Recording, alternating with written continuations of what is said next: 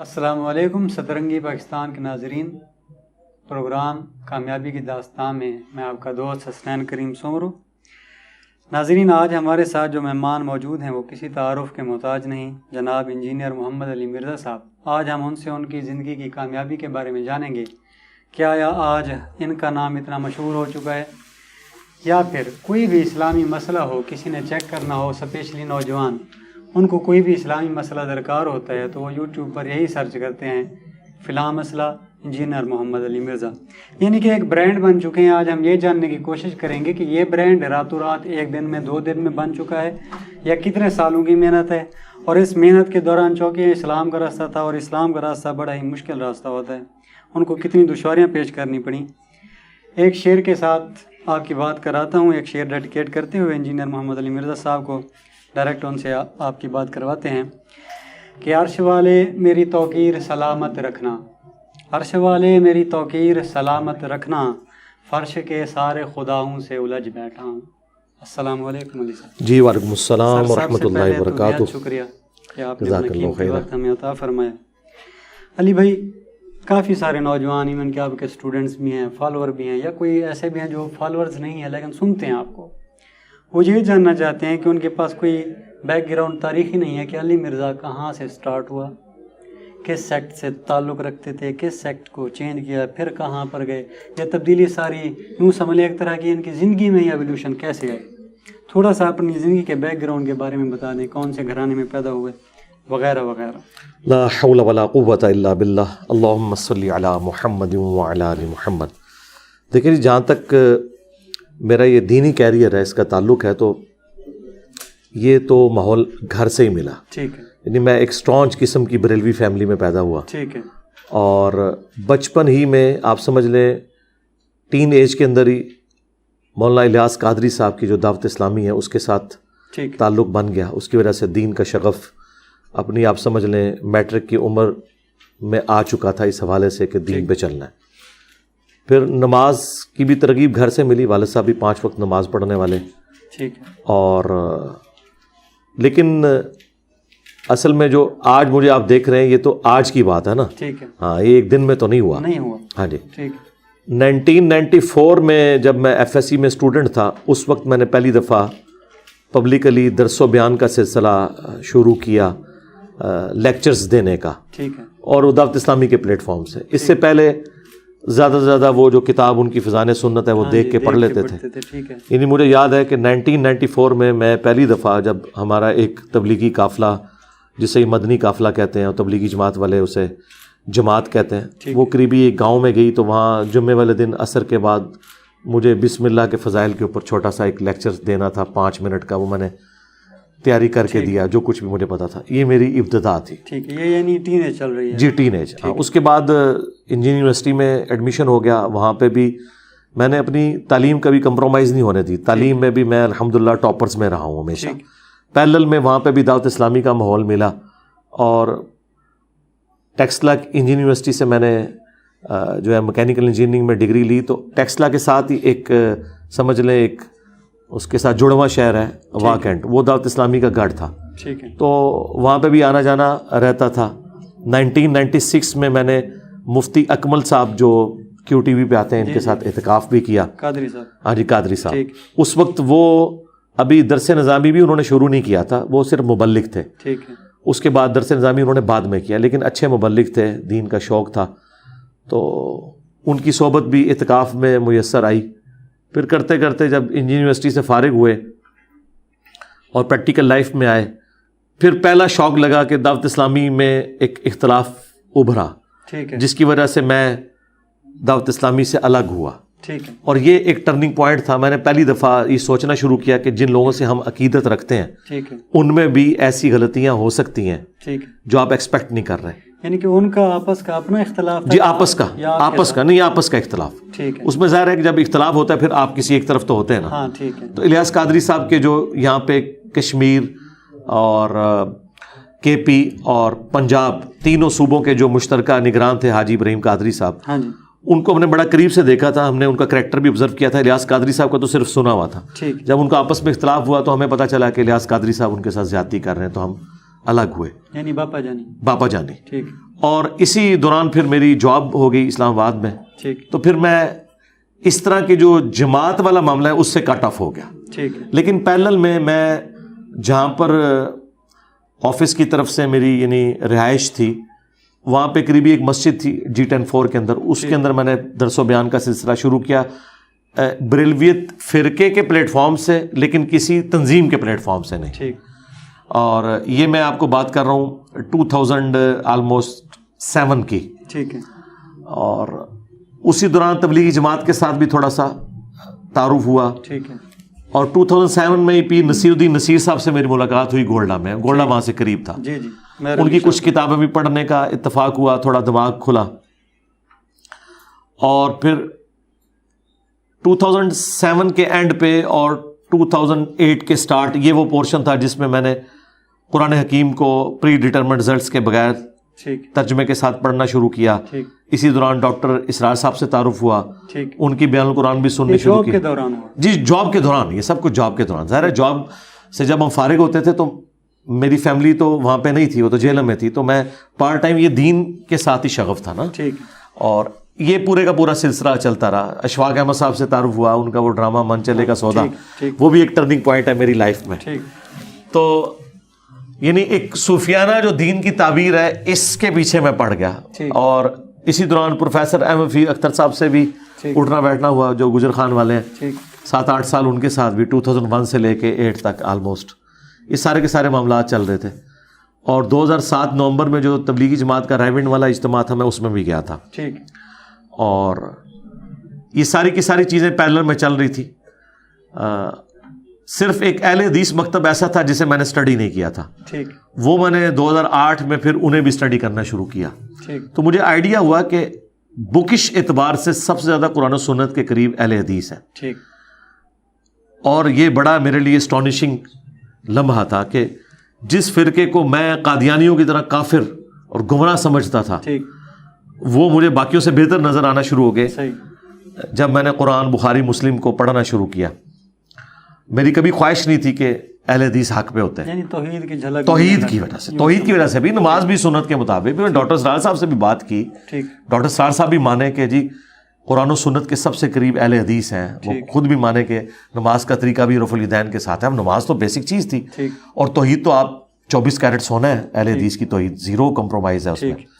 تو یہ میرے لیے ایک بڑا تھا. لیکن مجھے اہل حدیث کی کچھ خرابیوں کا بھی آئیڈیا ہونا شروع ہو گیا. ایک یزید کے ایشو کے اوپر, طلاق کے ایشو کے اوپر, چوتھے دن قربانی, مٹھی کے بعد داڑھی کاٹنا, اس کو وہ گناہ سمجھتے تھے. اس طرح کافی سارے ایشوز. میری خوش قسمتی تھی کہ مجھے پھر اہل حدیث میں استاد ایسے ملے جو ان ساری چیزوں کی وجہ سے خود بھی اہل حدیث سے تنگ تھے. وہ شیخ زبیر علی زئی صاحب رحمہ اللہ تعالیٰ. تھوڑا سا بات یہیں سے کنٹینیو کرتے ہیں. آپ کنورژن ساتھ ساتھ ہوتی گئی یا صرف پڑھتے گئے؟ نہیں, کنورژن ساتھ ساتھ ہوتی گئی, لیکن یہ جو کنورژن ہو رہی تھی نا, یہ اسٹرانچ نہیں ہو رہی تھی. کیونکہ جب تک میں بریلوی تھا, میں دیوبند, اہل حدیث, شیعہ کو کافر سمجھتا تھا. میں نے زندگی میں کبھی ان کے پیچھے نماز نہیں پڑھی تھی. لیکن جب بریلویت ہی غلط نکل آئی نا, پھر میں نے کہا اگر یہ غلط ہے تو پھر سارے غلط نکل سکتے ہیں. تو بھائی اب سارے ٹھیک ہیں اس اعتبار سے کہ مسلمان ہیں, کسی کو کہیں غلطی لگی ہے, کسی کو کہیں. تو میرا یہ سافٹ ویئر جو ہے نا نارملائز ہو گیا. یعنی میں جب بریلوی تھا نا, تو جتنی اہل حدیث سے نفرت کرتا تھا نا, اہل حدیث میں آ کے میں نے بریلویوں سے وہ نفرت نہیں کی. میں نے ان کی مسجد میں نماز پڑھنا نہیں چھوڑی, میں ان کے پیچھے نمازیں پڑھتا تھا. یہ سافٹ کارنر دینی تعلیم کا تھا یا یونیورسٹی کی تھا؟ یہ میں سارا کریڈٹ 99% اگر دوں گا تو یونیورسٹی کی تعلیم کو دوں گا. دین کے کیریئر میں تو آپ جو ہے وہ ماسٹر بن کے نکلتے ہیں, دہشت گرد بن کے نکلتے ہیں. تو یہ سارے کا سارا سافٹ میری دنیاوی تعلیم کی وجہ سے. کیونکہ ظاہر دین میں تو آپ کو یہ تعلیم ہی نہیں دی جاتی. دین کی تو بنیادی تعلیم یہ ہے کہ یہ فرقہ جنتی ہے, مخالفین سارے کافر ہیں, جہنمی ہیں. تو دین میں سے کہاں سے یہ بات نکلنی ہے؟ ایسے ہی. ہاں جی. ساتھ میں علی بھائی یہ بتائیں, داڑھی وغیرہ شروع میں ہی رکھی ہوئی تھی آپ نے یا جی داڑھی تو میں نے, یعنی میری سچی داڑھی ہے. داڑھی میری نکلی ہے جا کے آلموسٹ آپ سمجھ لیں انجینئرنگ یونیورسٹی کے بھی فائنل ایئر میں جا کے. داڑھی لیٹ نکلی ہے میری. یعنی پھر کاٹی وغیرہ آپ نے نہیں ظاہر ہے کہ نہیں. میں تو یعنی پہلے بھی نکل آتی تو میں نے نہیں کاٹنی تھی. یعنی داڑھی کی تو میں نیت میٹرک لیول پہ ہی کر لی تھی کہ ظاہر ایک مذہبی تھا. جس فرقے میں کنورٹ آپ ہوتے گئے صاحب, ظاہر پھر بندے کو نا سوسائٹی کا, معاشرے کا, گھر کا بہت بڑا پریشر ہوتا ہے. اسپیشلی جی بریلوی فیملی تو ماتی. توبہ جی, مشکل وقت دیکھا ہے. ان تمام معاملات کو کیسے فیس کیا وہ بتائیں. بس فیس کیا جی, ظاہر ہے کہ اب جب یہ طے کر لیا کہ آخرت بنانی ہے, تو پھر آپ نے فیس تو کرنا ہے, ظاہر ہے فیملی کی طرف سے پریشر تو آتا ہے. ٹھیک. تو میں چونکہ شروع سے میری بڑی طبیعت ایکسٹروورٹ قسم کی ہے, میں کسی کو خاطر میں نہیں لاتا. یعنی جب میں بریلوی بھی تھا نا تو ایک کٹر تھا اور میں سمجھتا تھا یہ اس طرح ہے. تو جب مجھے یہ حق کی آواز پتہ چلی, ویسے ہمارے اکثر اسٹوڈنٹس حق کی آواز سننے کے بعد نا بزدل ہو جاتے ہیں. ٹھیک ہے. وہ اس میں میری تربیت کا بھی اثر ہے. میں کہتا ہوں یار سب سے محبت کرو, لیکن میں خود ایسا نہیں ہوں. ٹھیک ہے. میں بالکل بیک فٹ پہ نہیں گیا. ہر آنے والا دن میں فرنٹ فٹ پہ کھیلا ہوں, اور اس کا سب سے بڑا ثبوت یہ ہے کہ میں حق قبول کرنے کے بعد ایک جگہ بیٹھ نہیں کیا, ٹھیک ہے, چڑھ دوڑوں ساروں کے اوپر. میں نے کہا دیکھی جائے گی جو بھی ہے, میں نے یہ اپنے تک نہیں رکھنا, میں نے ہر بندے کو بتانا ہے. اور اس میں میں ایک اور شخصیت کا بھی ذکر ضرور کروں گا, مولانا اسحاق صاحب کا. ان سے میری ملاقات ہوئی تھی 23 مارچ 2012 کو. اہل حدیث, لیکن وہ بھی میری طرح کے ہی اہل حدیث تھے. یعنی وہاں ان کی خرابیوں کو ہائی لائٹ کرتے تھے اور ایک فرقہ واریت سے کافی حد تک نکلے ہوئے تھے. مولانا اسحاق صاحب سے جو میں نے سب سے بڑی بات سیکھی نا وہ یہ تھی کہ آپ جس سے بھی اختلاف رائے رکھیں, آپ نے اسے کافر نہیں کہنا. ٹھیک. اور نماز آپ نے سب کے پیچھے پڑھنی ہے. ٹھیک. اختلاف رائے کو اختلاف رکھنا ہے, اس مخالفت کو اس اینڈ پہ نہیں لے کے جانا. مجھے آج بھی وہ دن یاد ہے جب 23 مارچ کی ان دنوں چھٹی ہوتی تھی یوم پاکستان کی. 2012 کو جمعے کے دن 2012 میں 23 مارچ آیا تھا. 2013 میں ڈیتھ ہو گئی مولانا اسحاق صاحب کی 28 اگست کو رحمہ اللہ تعالی. تو میری وہ پہلی اور آخری ملاقات تھی ان سے. ہم نے پہلے ہی ان سے ٹائم لیا تھا, بلکہ انہوں نے فون کر کے بلوایا تھا مجھے, اور پھر اچھا موقع, ہم موٹر وے کے ذریعے اسلام آباد سے گئے اور ان سے ملاقات کی. میں نے انٹرویو بھی 40 کوسچنز کے ساتھ ریکارڈ کیے, وہ وہی والی ویڈیو. ہاں جی, وہ دیکھی ہوئی ہے آپ نے. جب میں واپس آیا نا تو میرے ساتھ جو میرے باقی دوست تھے انہوں نے کہا کہ جی آپ نے مولانا اسحاق صاحب کو کیسا پایا اور کیا آج آپ نے لرن کیا. میں نے کہا جی میرا ایک عقدہ وہ مولانا اسحاق صاحب نے حل کیا جو کوئی اور نہیں کر سکتا تھا, اور وہ یہ تھا کہ سارے فرقے ساری گمراہیوں کے باوجود مسلمان ہیں اور سب کے پیچھے نمازیں پڑھنا درست ہے. یہ وہ میرا مسئلہ ہے جو میں پریکٹیکلی تو اس پہ عمل کر رہا تھا, لیکن ذہنی طور پہ سیٹسفائی نہیں تھا. ظاہر اہل حدیث کہتے ہیں بریلوی مشرک ان کے پیچھے نماز نہیں ہوتی, بریلوی کہتے ہیں اہل حدیث گستاخ رسول ان کے پیچھے نماز نہیں ہوتی. لیکن یہ میرا مسئلہ علمی دلائل کے ساتھ انہوں نے حل کیا. میں نے اس میں ایک ٹاپک ان سے ڈسکس بھی یہ کیا, پھر میری آپ ویڈیو بھی دیکھ لیں, کلمہ گو مشرک اور کافر مشرک میں فرق. یہ میرا عقدہ انہوں نے حل کیا, یہ میری لائف ٹائم اچیومنٹ ہے. آپ اگر مجھ سے پوچھیں نا, میں اپنے بدترین مخالفین کے بارے میں بھی ایک رتی برابر بھی میرے دل میں ایسی نفرت نہیں آتی کہ میں اس سے بدلہ لوں گا. یہ دنیاوی اعتبار سے پولیٹیکلی میری بہت بڑی کمزوری ہے, حالانکہ میں بڑا ہارڈ لائنر ہوں, لیکن یہ اتنا ہارڈ لائنر ہونے کے باوجود یہ میرا جو نرمی والا رویہ ہے نا, یہ میرے پہ اتنا حاوی ہے کہ میں اپنے کسی دشمن سے بدلہ نہیں لینا چاہتا.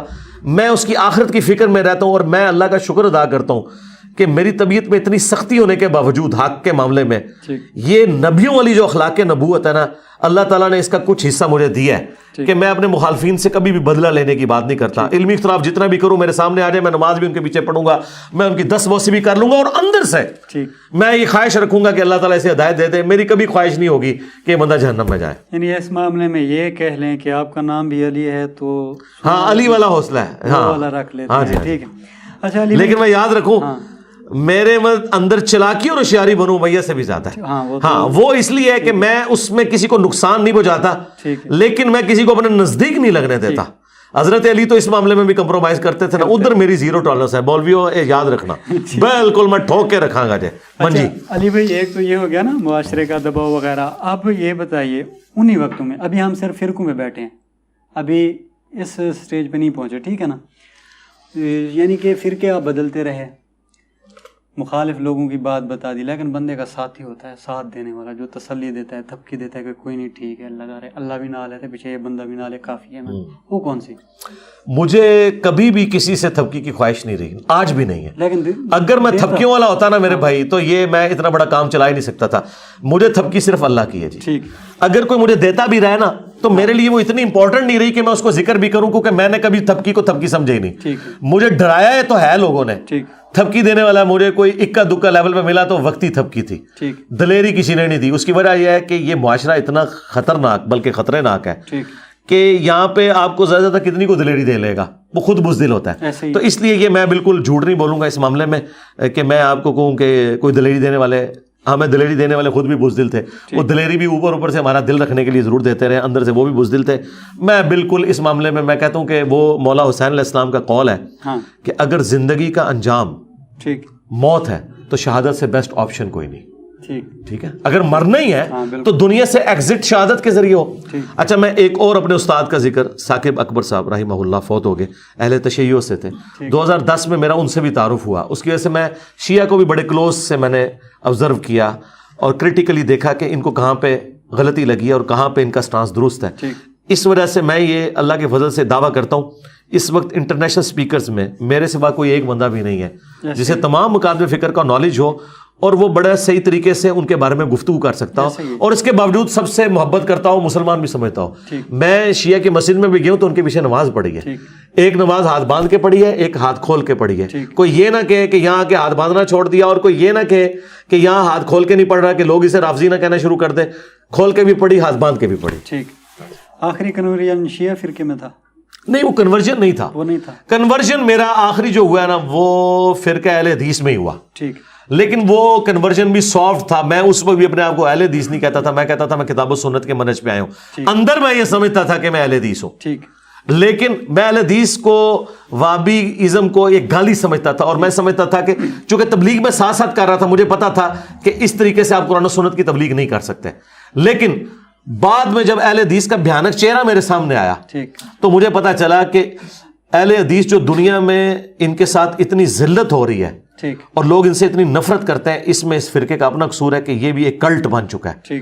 تو اہل حدیث سے میں اتنی محبت رکھنے کے باوجود آج بھی میں ان کو باقی فرقوں سے بہتر سمجھنے کے باوجود سمجھتا ہوں کہ کچھ چیزیں ان کے اندر اتنے بڑے بڑے بلنڈرز ہیں کہ جب تک وہ اسے اوور کم نہیں کرتے تو ان کے ساتھ وہی ہوگا جو ہو رہی ہے ابھی اس وقت. ٹھیک, علی بھائی, جب اب فرقے ختم ہو گئے, اب علی مرزا نے سوچا کہ اپنا علیحدہ یعنی کہ ایک علیحدہ پلیٹ فارم سے کتابوں کا علم لوگوں تک پہنچائے. اسے فرقہ تو نہیں کہتے کیونکہ آپ خود نہیں کہتے. جی ظاہر ہے, میں کہتا بھی نہیں ہوں. ہاں, اگر میں اور میں نے کوئی کتاب بھی نہیں لکھی, میں نمازیں ان کے پیچھے پڑھتا ہوں. یہ کام آپ نے شروع کیا, وہ پہلا دن کون سی تاریخ کیا تھی؟ ہاں, جو کام میں نے پریکٹیکلی شروع کیا, آپ نے کہا ہاں جی, برملا, کسی فرقے میں نہیں ہوں. ہاں جی, ویسے تو میں نے 2008 کے اندر سٹارٹ میں لیکچرز شروع کر دیے تھے. ٹھیک, لیکن آپ تحویل قبلہ کی اگر بات کریں نا کہ میں اعلانیہ مترفر ہو گیا جب آخری درجے میں اہل حدیث فرقے سے بھی, ٹھیک ہے, تو وہ 14 اگست 2008 ہے. ٹھیک, اس کے بعد میں نے کنکلوڈ کر دیا کہ اہل حدیث کو بھی میں نے کوئی فیور اس حوالے سے نہیں دینی ہے. ٹھیک, جب مجھے ان کی خرابیاں ہائی لائٹ ہوئیں, اور پھر باقی کسر تو اہل حدیث کی مولویوں نے نکال دی. ٹھیک, جب انہوں نے میرے اوپر جھوٹے الزامات لگائے, ٹھیک, پھر بھی میں نے تقریباً 8-10 سال صبر کیا ہے. میں نے اہل حدیث کو کبھی وہابی نہیں بولا تھا. ٹھیک, مجھے پتا تھا کہ یہ لفظ ہے جس سے یہ چڑھتے ہیں. ٹھیک, ویسے تو نعرہ بھی لگاتے ہیں آج تو ہوگی وہابی وہابی, ٹھیک, لیکن جو ان کے اہل علم ہے وہ کہتے ہیں ہمیں گالی نہ دو, اہل حدیث ہمارا نام ہے تو ہمیں وہابی کیوں کہتے ہو آپ؟ ٹھیک, ہم تو اہل حدیث ہیں. لیکن اہل حدیث اتنا متبرک نام ہے, اہل سنت اتنا متبرک نام ہے کہ سلف صالحین جو اہل حدیث اور اہل سنت تھے وہ ان وہابیوں کی طرح نہیں تھے, یہ ناصبی ہو چکے ہیں. یہ اپنے مطلب کی حدیثوں کو مانتے ہیں. ہمارے سلف جو اہل حدیث کہلواتے تھے, امام بخاری نے, امام مسلم نے اہل حدیث اہل سنت کا لفظ یوز کیا, یہ وہ والے اہل حدیث نہیں تھے. پھر میں نے کہا میں نے اب اہل حدیث لفظ کی عزت کرنی ہے, میں نے ان کو اہل حدیث نہیں کہنا. اب تقریباً 1.5-2 سال سے میں انہیں وہابی کہتا ہوں. ٹھیک, ہاں. اچھا علی بھائی, اہل حدیث لوگ غصہ ہو یعنی کہ علماء کرام, اس سے پہلے آپ 1-2 فرقہ بدل چکے ہیں, کنورٹ ہو چکے ہیں, ان کی طرف سے کوئی خاص غصہ وغیرہ نہیں آیا تو علماء کی طرف سے تنقید کا, یہ صرف اہل حدیث کی طرف سے آیا؟ نہیں, ساروں سے آتا ہے. دیکھیں باقیوں کو تو ہم کو شاید نہیں سرکار, یہ اہل حدیث تو اب سامنے آیا ہے. ٹھیک ہے, میرے جو اصل کمپیٹیٹر ہیں وہ تو حنفی ہیں, دیوبندی بریلوی. ٹھیک ہے, اہل حدیث تو شاہی کوئی نہیں, ہم تو ان کو کسی کھاتے میں نہیں مانتے. یہ تو ابھی 1.5-2 سال سے جو انہوں نے FIRs کا معاملہ کیا تو پبلکلی زیادہ یہ ہائی لائٹ ہوئے ہیں. اصل جو ہم نے تکلیف کاٹی ہے نا جو وہ بریلوی فرقے سے کاٹی ہے. ٹھیک, یعنی میں 2013 کی آپ کو بات کر رہا ہوں, 250-300 بریلوی ہماری اکیڈمی میں داخل ہو گئے اور ہم اندر صرف 5-6 بندے بیٹھے ہوئے تھے ہمیں مارنے کے لیے. ٹھیک, اور آج تو میرا قد کاٹ ہی بہت بڑا ہے دعوت کا. 8 سے 10-11 سال پہلے کی بات کر رہا ہوں. ہمیں زیادہ تکلیفیں بریلویوں سے کاٹنی پڑی ہیں کیونکہ جیلم شہر بریلویوں کا گڑھ ہے. ٹھیک ہے, اور پھر میں بریلوی چھوڑ کے آیا تھا. ٹھیک, وہ یہ کہتے تھے کہ یہ بریلوی چھوڑ کے گیا تو سب سے زیادہ ڈنٹ اسی نے بریلویت کو ڈالا ہے کیونکہ اس کو تو ہم سے زیادہ بریلویت کا پتہ نہیں ہے, یہ ہمارے لوگوں کو زیادہ قائل کر لیتا ہے. ٹھیک, یہاں مفتی حنیف قریشی صاحب باقاعدہ ان کا جلسہ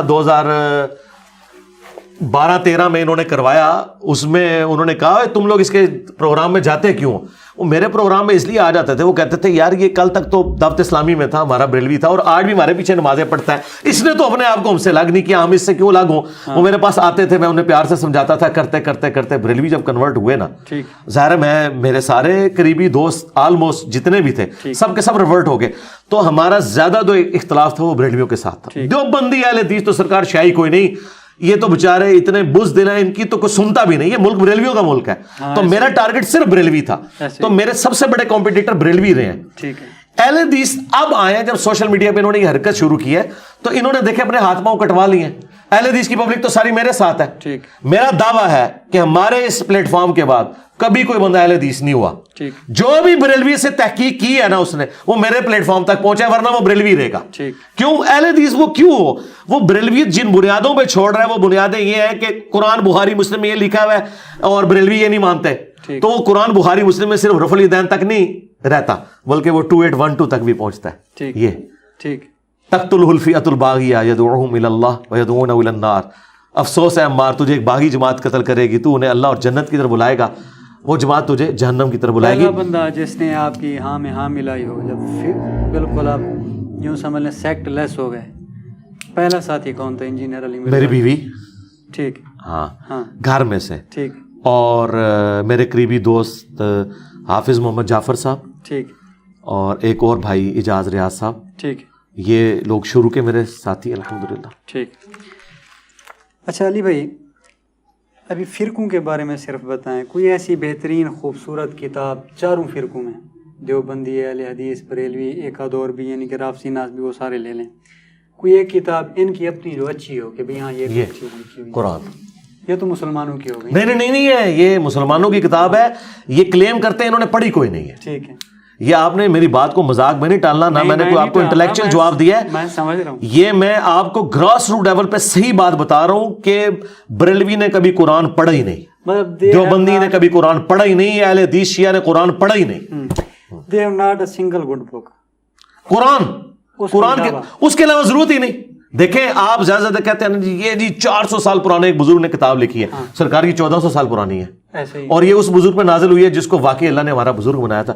قرآن کے بعد تو سرکار صحابہ کرام نے شاعری کرنا چھوڑ دی, اپنے کلام پھاڑ دیے کہ بھی قرآن کے بعد ہم کیا شاعری کریں.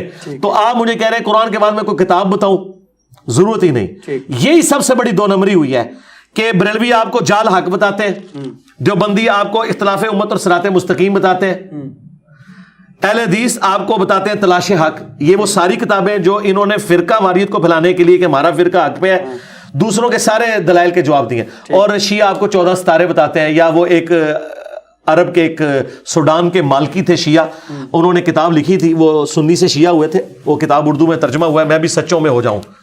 تو یہ آپ کو شیعہ یہ کتاب بتائیں گے. اور دیکھیں میں آپ کو وہ کتاب بتاتا ہوں جو ہر مسلمان کے گھر میں موجود ہے, ہر فرقہ اسے اپنی کتاب مانتا ہے, لیکن صرف کتاب مانتا ہے, کتاب کی نہیں مانتا. تو میں آپ مجھ سے 50 دفعہ بھی پوچھیں گے تو میں آپ کو کہوں گا قرآن. ٹھیک.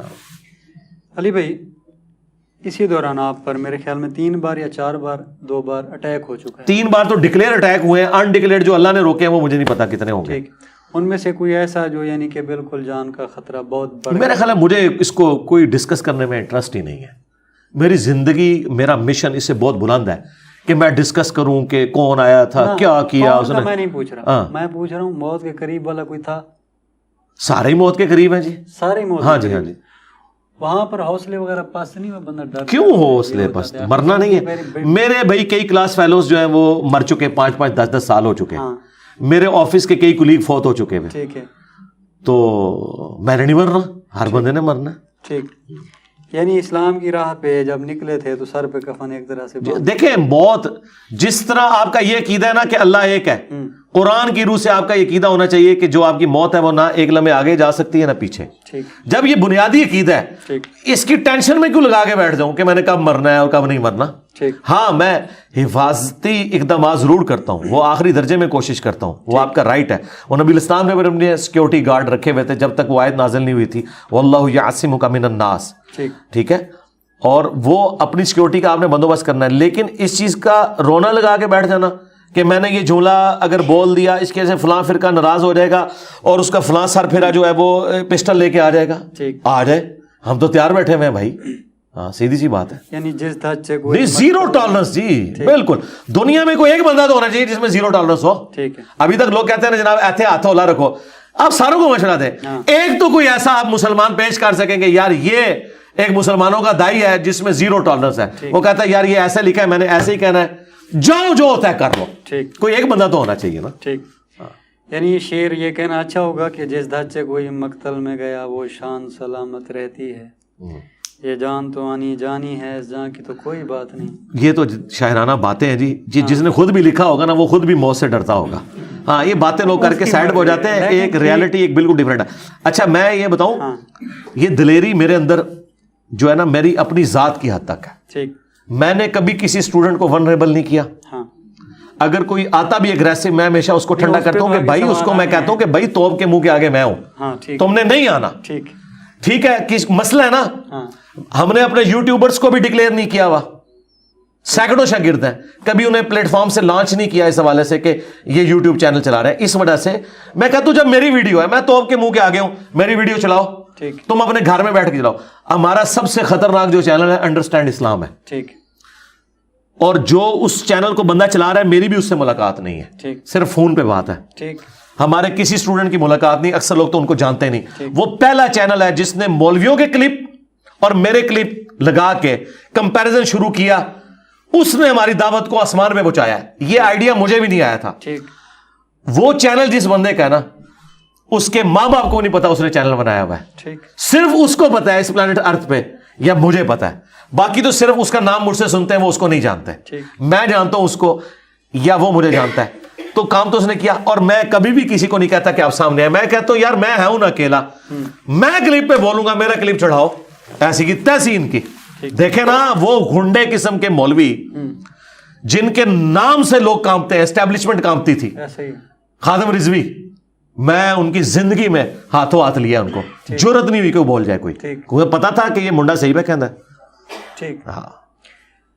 اب چونکہ چینل کی بات ہو رہی ہے تو وہی سوال کر لیتے ہیں, یوٹیوب مونیٹائزیشن. یہ تو آپ سے کئی سارے لوگوں نے پوچھ لیا نا کہ کیوں نہیں کرتے, آپ نے بتا بھی دیا کہ کیوں نہیں کرتا. میں کہتا ہوں جو آپ کے اسٹوڈنٹ آپ کے چینل وغیرہ بناتے ہیں, اپنی خود ویڈیوز بناتے ہیں, آپ کے کلپس ڈالتے ہیں اس کے اندر, یا کوئی پوری کی پوری ویڈیوز ڈال دیتے ہیں, ان کو تو مونیٹائزیشن کے لیے جو اپنی بنا رہے ہیں نا, اور اس میں کہیں ایک میرا جملہ ڈال دیتے ہیں, باقی وہ خود وی لاگ کے طور پہ بناتے ہیں, تو وہ ان کا معاملہ ہے, ان کو تو ہم نے کبھی منع بھی نہیں کیا ہے ویڈیو ایڈز چلانے سے.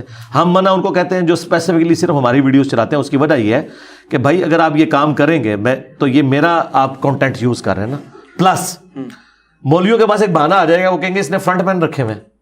ابھی میں نے کچھ نہیں کیا تو میری طرف لوگوں نے منسوب کیا میرے پاس آئی فون ہے, کوئی کہتا ہے میرے پاس ویگو ڈالا ہے, کوئی کہتا ہے ایران سے سب کچھ آتا ہے.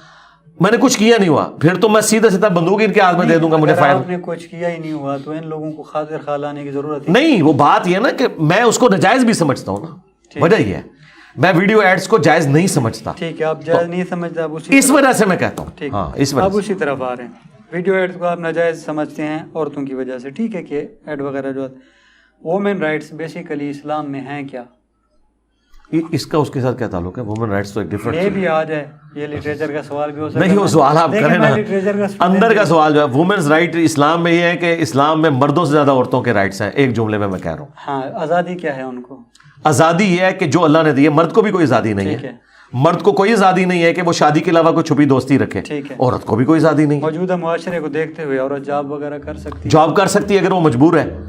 اس کو جاب نہ کرنے کا ہم جو کہتے ہیں اس کو آنر دیتے ہیں. اب میری بیوی گھر بیٹھ کے میرے بچوں اور میرے مال کو وہ دیکھ رہی ہے تو وہ میری ڈیوٹی پوری کر رہی ہے. میرے نزدیک میں بلکہ اپنی بیوی اگلے دن ناشتہ لے کے ہی تو میں نے اس کو کہا کہ یار شادی کو ہمارے 18-19 سال ہو گئے, میں ایک دفعہ بھی تمہارے لیے ناشتہ کبھی بنا کے نہیں لے کے آیا. تو کبھی ایسا بھی ہونا چاہیے, 19 سالوں میں ایک دن بھی ایسا نہیں, ہمیشہ تم ہی ناشتہ بنا کے لاتی ہو. تو اس نے کہا کہ آپ اپنا کام کر رہے ہیں نا, یہ میرا کام ہے, میں کر رہی ہوں.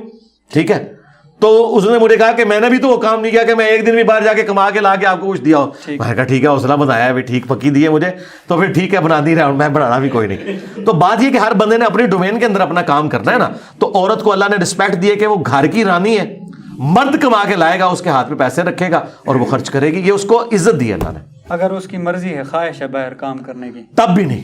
کیوں؟ وہ اولاد جو ہے وہ اور اس کے اپنے حقوق ہرٹ ہوتے ہیں. میں کہہ دیتا ہوں 10 کروڑ عورتیں ہیں پاکستان میں, ٹھیک, ایک عورت بھی مجبور نہیں ہے, سارے کے شوہر کما رہے ہیں. نہیں ایسا نہیں ہے. سن, مثال دے رہا ہوں, یہ بات مثال ہی غلط ہے. مثال سمجھ لیں, چلے کر لیں, ٹھیک ہے. سب مرد اپنی عورتوں کی خواہشات ضروریات پوری کر رہے ہیں. پھر جب مجھے میری بیوی کو بیٹا پیدا ہوتا ہے, بچہ ڈلیوری وغیرہ جب کرانی ہے, مجھے چاہ کے وہاں پہ یہ نہیں کہنا چاہیے کہ میں لیڈی ڈاکٹر کو اپنی بیوی دکھانا چاہتا ہوں, یا پھر اس وارڈ میں نرس کو ہونا چاہیے, جب میں اجازت ہی نہیں دے رہا نا. نرس کو تو کوئی مجبوری نہیں ہے, وہ جاب کرنے آ ہی نہیں سکتی. اس معاملے میں ایکسپلین دیکھیں, یہ بالکل ڈفرینٹ چیز ہے. ہاں, آپ نے ایک کیٹاسٹرافک کنڈیشن بتائی ہے جس کا تعلق جو ہے میڈیکل کی فیلڈ سے. ٹھیک, کسی بھی فیلڈ میں کہتا ہوں, پولیس آ رہی ہے نا, فیمیل پولیس, اس نے بھی گرفتار کرنا ہے نا فیمیل. ہم چاہتے ہیں فیمیل ہے, میل نہ ہے. جی. ہر معاملے میں جہاں پر بھی عورت جائے گی, عورت کی ضرورت. دیکھیں, آپ ان پرنسپل مجھ سے ڈسکشن کریں. ہاں جی. آپ سوال اگر یوں کرتے ہیں نا, کیا عورت کا جاب کرنا حلال ہے یا حرام, تو میں آپ کو کہتا حلال ہے. ٹھیک, اگلے سوال ویسے ہی ختم ہو جاتے ہیں. ٹھیک, میں نے حرام کی تو بات ہی نہیں کی ہے. میں نے بات کی ہے ضرورت کی, کہ فیملی کو کمپرومائز کرتے ہوئے کسی عورت کو جاب نہیں کرنی چاہیے. اگر کوئی عورت پیرلل میں اپنے معاملات چلا سکتی ہے, میں کہتا ہوں ٹیچرز عورتیں ہونی چاہیے, لیڈی ڈاکٹرز, گائناکالوجسٹ عورتیں ہونی چاہیے. ٹھیک, پولیس کے ڈپارٹمنٹ میں بھی جہاں پہ ضرورت ہے عورتیں ہونی چاہیے, نرسز میں ہونی بالکل ہوں. لیکن میں یہ کہتا ہوں کہ وہ عورتیں جن کی اپنی فیملی لائف ڈسٹرب ہو رہی ہے, ان کو فیملی لائف کے اوپر کمپرومائز کرتے ہوئے یہ معاملات نہیں کرنے چاہیے. اور مردوں کو بھی دیکھنا چاہیے. میں ان مردوں کے بھی خلاف ہوں جنہوں نے بیوی بچے اپنے ملک میں سڑنے کے لیے چھوڑ دیے ہیں, خود باہر کے ملکوں میں بیٹھے ہوئے ہیں. ٹھیک ہے, میں ان کے بھی خلاف ہوں.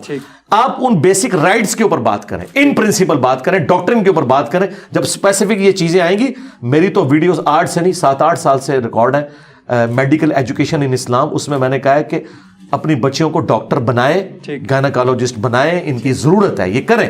ٹھیک ہے, لیکن یہ بھی غلط ہے کہ جتنی ڈاکٹر بنی ہوئی ہیں ان سب نے جابز کرنی ہے, نہ سب کو جابز ملنی ہے. جو کر سکتی ہے آسانی سے کریں.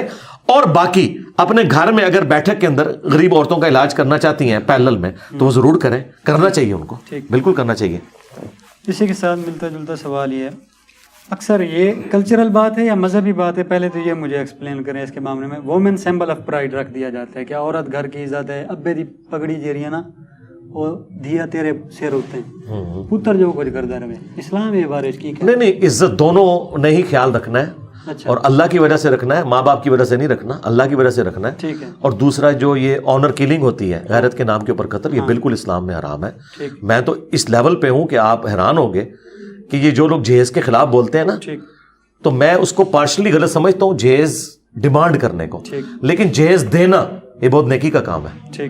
اگر آپ اپنے جوان بیٹے کو 2-2.5 لاکھ روپے کی موٹر بائک نہیں نکلوا کے دے سکتے ہیں, تو جوان بیٹی کو زیور کیوں نہیں آپ گفٹ کر سکتے؟ ایک روم فرنیچر کیوں نہیں گفٹ کر سکتے شادی کے اوپر؟ آج تک کسی نے نہیں کہا کہ یہ موٹر سائیکل نکلوانا حرام ہے. جہیز کو سارے لعنت کہہ رہے ہوتے ہیں. یعنی مرضی سے آسانی سے ہو سکتا ہے آپ سے, تو بیٹی کو ضرور ضرور دینا چاہیے, گفٹ دینا چاہیے. اچھا, 2 طرح کی شادیاں پاکستان میں ہوتی ہیں. ایک تو ادھر اپر پنجاب اور سینٹرل پنجاب میں ہوتی ہیں, جس میں شادی مشکل ہوتی ہے بیٹی والوں کی نا, جہیز کی ڈیمانڈ وغیرہ کرتے ہیں. دوسری ہمارے سرائکی علاقوں میں الٹ کام ہوتا ہے, وہاں پہ لڑکوں کے لیے شادیاں مشکل ہیں. ٹھیک ہے, یعنی کہ اس نے پلاٹ بھی بنوانا ہے, 5 مرلے کا گھر بھی, سعودی عرب میں بھی ایسے ہی, ہاں, لکھ کر دینا ہے پورا, یعنی کہ وہ والا سسٹم ہے. لڑکے یہ بھی ظلم کا نظام ہے. ظلم کا نظام جی غلط ہے. ویسے تو ٹھیک لگتا ہے ظاہری طور پر, نہیں کوئی ٹھیک نہیں لگتا, غلط ہے, عجیب سا نظام ہے ان میں. ہاں, لیکن اس میں ایک چیز یاد رکھیں, ابن ماجہ میں حدیث ہے, اپنے کف میں شادی کرو. اب یہ بہت بڑا ظلم ہے کہ ایک بچی جس کا پورا بلٹ اپ ایئر کنڈیشن میں ہوا ہے گرمیوں میں, اور آپ اچھے گھر سے اسے بیاہ کے لا کے جھونپڑی میں رکھ کے آپ اس کو حضرت فاطمہ کے فضائل سنانا شروع کر دیں, نہیں, یعنی چادر دے کے خود ہی پاؤں. جی. اور اگر یہ اپنے کف میں شادی کی جائے نا, ہم پلہ لوگوں میں یہ پرابلم کھڑے بھی نہیں ہوتے. ٹھیک, یہ لوگ ہمیشہ اپنے سے اوپر جانے کی کوشش کرتے ہیں, پھر اوپر والے ڈیمانڈ بھی کرتے ہیں دونوں طرف. ہاں, مجھے بتائیں, آپ غریب لوگ سے کہیں تو وہ کہے گا ہم تو پہلے ہی غریب ہیں, اگر لڑکے کے پاس مکان نہیں ہے تو کیا ہوا, کرائے پہ, ہم تو پہلے ہی کرائے پہ رہ رہے ہیں. وہ تو خود کہیں گے کہ ٹھیک ہے رکھ لو. ہاں, تو اپنے کف میں شادی رکھیں, ہم پلہ لوگوں. ٹھیک, زبردست جواب. اچھا علی بھائی, ایک ٹاپک تھا جس پر آپ نے بات بھی کی تھی, لیکن وہ بات بڑا ڈیٹیل میں ذرا نہیں گئی تھی. آپ ادھر ادھر گئے تھے, کمنٹس بھی نیچے آئے ہوئے تھے. اس ٹاپک پر تھوڑا سا, کون سا ٹاپک؟ اخلاقی لحاظ سے بھی مذہبی لحاظ سے بھی, وہ تھوڑا سا بریفلی بتائیں. ٹرانسجینڈر, خواجہ سرا, خسرا, اس بہت سارے نام ان لوگوں کو دے دیے جاتے ہیں. ٹھیک ہے, ان کے بارے میں اسلام میں کیا احکامات ہیں؟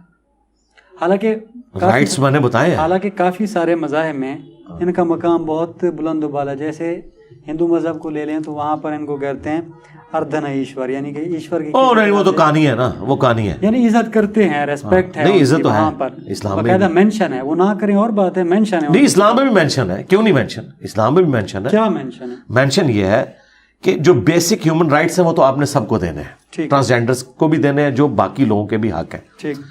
ٹرانسجینڈرز جو ہے وہ اس کو ایز اے پروفیشن اڈاپٹ کر کے بے حیائی کو عام کریں، عورتوں کے پاس بیٹھ کے جو ہے وہ لوگوں کی عورتوں کے بارے میں باتیں کریں، تو اس چیز کو تو ناپسند کیا گیا. ان کی فطرت میں ہو، نیچر میں ہو، نہیں فطرت میں ہو، لیکن وہ لوگوں کو تو جا کے نہ ورگلائیں، یہ چیز ہے. ہاں اپنے فیملی میں تو ضرور رہیں.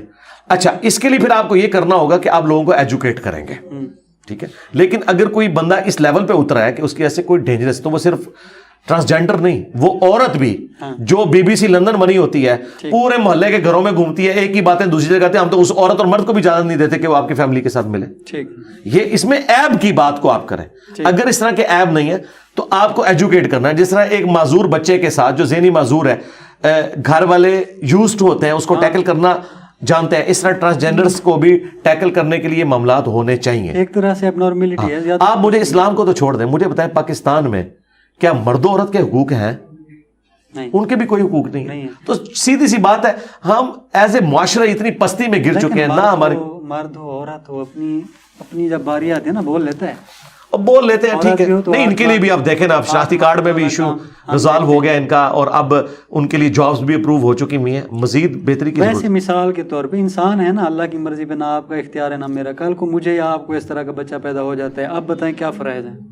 فرائض وہی ہے جو باقی ہوگا. وہاں پر دے کے آنا یا خود پالنا ہے؟ خود پالتا ہے. میں نے خود پالنا ہے، کیوں نہیں پالنا؟ نہیں وہاں تو نہیں دینا اس کو. آپ اسلام سے کیوں جوڑ رہے ہیں جو ان کی اپنی آرگنائزیشن بنی ہوئی ہے؟ اسلام تو نہیں، یہ پاکستان کا کلچر ہے، اس کا اسلام سے کیا لینا دینا؟ کل کو آپ مجھے کہیں کہ جی ایک لمبی داڑھی اور پگڑی والے نے غیرت کے نام کے اوپر اپنی بیٹی کو قتل کر دیا جس نے کورٹ میرج کر لی تھی، تو یہ آپ کا اسلام ہے. میں کہوں گا اسلام کہاں سے ہے؟ یہ ان کا کلچر ہے، یہ بھی کلچر ہے، اس کا اسلام سے کوئی لینا دینا نہیں. اور پاکستان میں کلچر کو زیادہ فالو کیا جاتا ہے جی. اور یہاں دین بھی حادثاتی ہے. آپ دیکھیں ہیروئن کی سمگلنگ بھی کر رہے ہیں، ایئرپورٹ پہ پکڑے جاتے ہیں، نماز بھی پڑھ رہے ہوتے ہیں. ٹھیک. ہاں اچھا علی بھائی، آپ تھوڑا سا آگے مزید حساس سوال بھی آئیں گے، اور اس میں سے بھی ایک سوال میں نکالوں گا بعد میں ٹرانسجینڈر والے میں سے. آپ کے ایک دوست بہت ہی سوشل میڈیا کے نا جو بہت مشہور ہوئے، آپ کی بڑی ایک یوں سمجھ لیں پیار محبت کی داستانیں چلتی رہی، مفتی طارق مسعود صاحب. جی جی. انہوں نے کچھ عرصہ پہلے نا ایک کمنٹ پاس کیا تھا، شاید ان کو معلوم نہیں ہوگا، لیکن اس پر ان کا پھر کوئی رجوع یا معافی وغیرہ کے کلمات نہیں آئے. 3-4 دن پہلے آپ کی ویڈیو اس ٹاپک پہ چڑھی ہے، اس کے لیے میں ایز اے سرائیکی پرسن آپ کا شکر ادا کرتا ہوں. انہوں نے بات کی تھی کہ جو عورتیں ہوتی ہیں بائک پر اس طرح سے بیٹھتی ہیں، جی جی جی، ایک ٹانگ ادھر کر کے اور ایک ٹانگ جی ادھر کر کے. شاید ان کو پتہ نہیں تھا، وہ انہوں نے عورتوں کو اس طرح سے بیٹھے ہوئے دیکھا ہوگا ایک طرف پہ. لیکن ہمارے سرائیکی علاقوں میں، بلوچ علاقوں میں، وہاں پہ برقع پہنا جاتا ہے ٹوپی والا، جو یعنی کہ یہاں سے جو پہنتے ہیں نا وہ پورا کورڈ ہوتا ہے اس طرح سے. جی جی جی. ٹھیک ہے.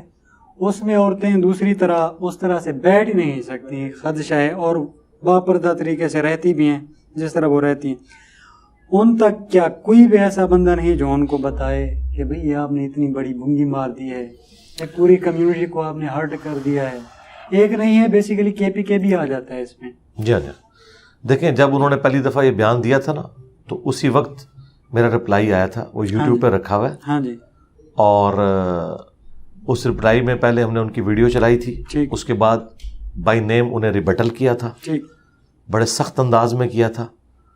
یہ اس وقت کی بات ہے جب اس وقت ویڈیو آئی تھی. یہ جو ابھی آپ نے دیکھی ہے نا، اس میں ان کا ذکر نہیں ہے، یہ لادہ سے ہے ایک بائک پہ بیٹھنے میں. اور اس کے بعد انہوں نے باقاعدہ اس میں معذرت کر لی تھی ویڈیو میں. ان کا تھا مجھ سے مس ہینڈل ہوا، بلکہ انہوں نے یہ کہا کہ یہ جنہوں نے اپلوڈ کیے نا، ان کے جو اپنے سوشل میڈیا کے لوگ تھے، ان کو انہوں نے تختہ مشق بنایا. اس حوالے سے انہوں نے کہا کہ میں نے منع بھی کیا تھا یہ کاٹ دینا، لیکن وہ کاٹنا بھول گئے، اس کی وجہ سے وہ پھر انجینئر صاحب کو بھی موقع ملا. یہ اس زمانے کی بات ہے. اب تو وہ مجھے ٹارگٹ اس طرح کرتے نہیں، نہ میں ان کو کرتا ہوں. یعنی یہ میری کام علمی کی وجہ سے ٹھیک ہے جی، انہوں نے رجوع کر لیا، سر بہترین ہو گیا الحمدللہ. دوسرا ان کا مسئلہ یہ ہے کہ ان کا فیم جو ہے سارا کا سارا شادی کی وجہ سے نا، 3 شادیاں تھے، 4 شادیاں.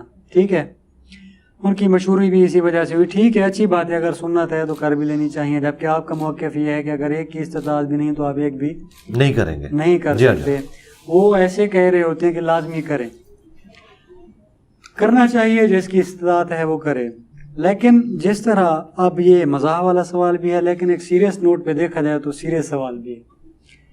جس طرح کسی بھوکے کے آگے آپ برگر وغیرہ، شاورمے وغیرہ اس طرح کی مہنگی مہنگی چیزیں کھائیں تو آپ گناہ کے طرز میں آتے ہیں. اللہ کو یہ بات ناپسند ہے. ٹھیک ہے، تو نوجوان کافی سارے ایسے ہیں، میں نے کہا بات ہنسنے کی ہے لیکن بات سیریس ہے، سنجید. نوجوان کافی سارے ایسے ہیں جو 2-2 3 شادیاں کر ہی نہیں سکتے. آپ ان کے آگے بار بار آ کے کہتے ہیں میں نے جی 4 کی، میں 4 ڈشیں ڈیلی بیسس پہ کھا رہا ہوں. ٹھیک ہے، ان کو ایک بھی نہیں مل رہی. گناہ نہیں ہوگا؟ یا مفتی ہونے کی وجہ سے، عالم ہونے کی وجہ سے آپ لوگ ایسی باتیں کر بھی دیں تو بری ہوتی؟ میرا خیال ہے یہ انداز درست نہیں ہے بات کرنے کا، ایسے کرنا ہی نہیں چاہیے.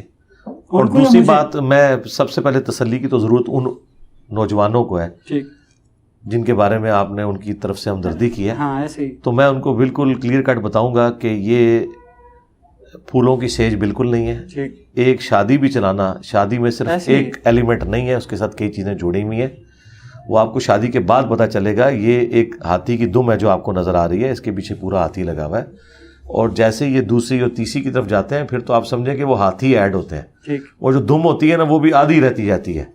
تو یہ اتنا کوئی ایسا معاملہ نہیں ہے. ہاں یہ اسی طریقے سے آپ سمجھیں جس طرح آپ کو ٹی وی ڈراموں میں ان لوگوں کا کلچر دکھایا جاتا ہے جن کا ریئل لائف سے کوئی تعلق ہی نہیں ہے. غریب لوگوں کا کلچر تو پرانے ڈراموں میں دکھایا جاتا تھا. تو ہمارے نوجوان شاید سمجھتے ہیں کہ دنیا اس چیز کا نام ہے جو ہمیں ڈراموں میں کلچر دکھایا جا رہا ہے. پریکٹیکل لائف ایسے نہیں ہوتی، وہ بالکل ڈیفرنٹ ہوتی ہے. لہذا جو علماء بھی آپ کو اس قسم کے سبز باغ دکھاتے ہیں نا، اگر شادیوں کے پوائنٹ آف ویو سے، زندگی اس سے بہت زیادہ تلخ ہے اور زندگی بہت زیادہ غموں سے عبارت ہے. یہ بہت مشکلات ہیں. میں نے تو آج تک اپنی زندگی میں کوئی بندہ دوسری شادی کرنے کے بعد سکھ ہی نہیں پایا. یہ میری خواہش ہے کہ مجھے زندگی میں کوئی ایسا بندہ ملے، لیکن وہ صحیح طریقے سے انالیسز ہو. ایک خام خواہ دعویٰ کرنا کسی کا اور چیز ہے. میں نے تو یہ دیکھا ہے کہ اس نے تکلیف کی زندگی کاٹی ہے. علی بھائی، یہ 2 سوال کرنے کے لیے یہ سوال میں نے آپ سے پوچھے تھے. ٹھیک ہے، اب تھوڑا سا سینسیٹیو موضوع پہ باتیں ہوں گی جس پہ نہیں ہوتی، زیادہ تر علماء کرتے ہی نہیں ہیں، دور بھاگتے ہیں.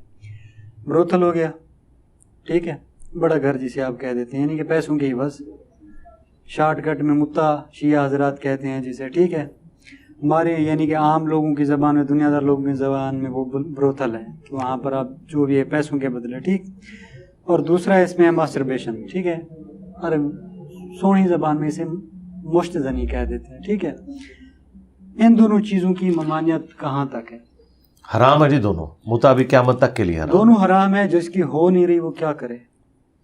30 سال کی عمر میں وہ کہتے ہیں، جس کے پاس آپ کہتے ہیں جس کے پاس نہیں ہے معاملہ نہیں کر سکتا، ایک کی استطاعت بھی نہیں رکھتا، وہ نہ کرے، حالانکہ اس کی نیڈ ضرورت روٹی سے زیادہ ہے یا روٹی کے مترادف. دیکھیں بخاری مسلم میں حدیث ہے کہ نوجوانوں کے گروہ جس میں استطاعت ہے وہ شادی کرے، اور جو شادی نہیں کر سکتا وہ روزے رکھے. روزے رکھ کے وہ اپنی شہوت کو ٹھنڈا کرے. تو یہ ایک ذریعہ ہے جس کے ذریعے آپ اپنے معاملات کو لے کے چل سکتے ہیں. اس دور میں روزے پاسبل ہیں؟ جی روزے رکھے جا سکتے ہیں.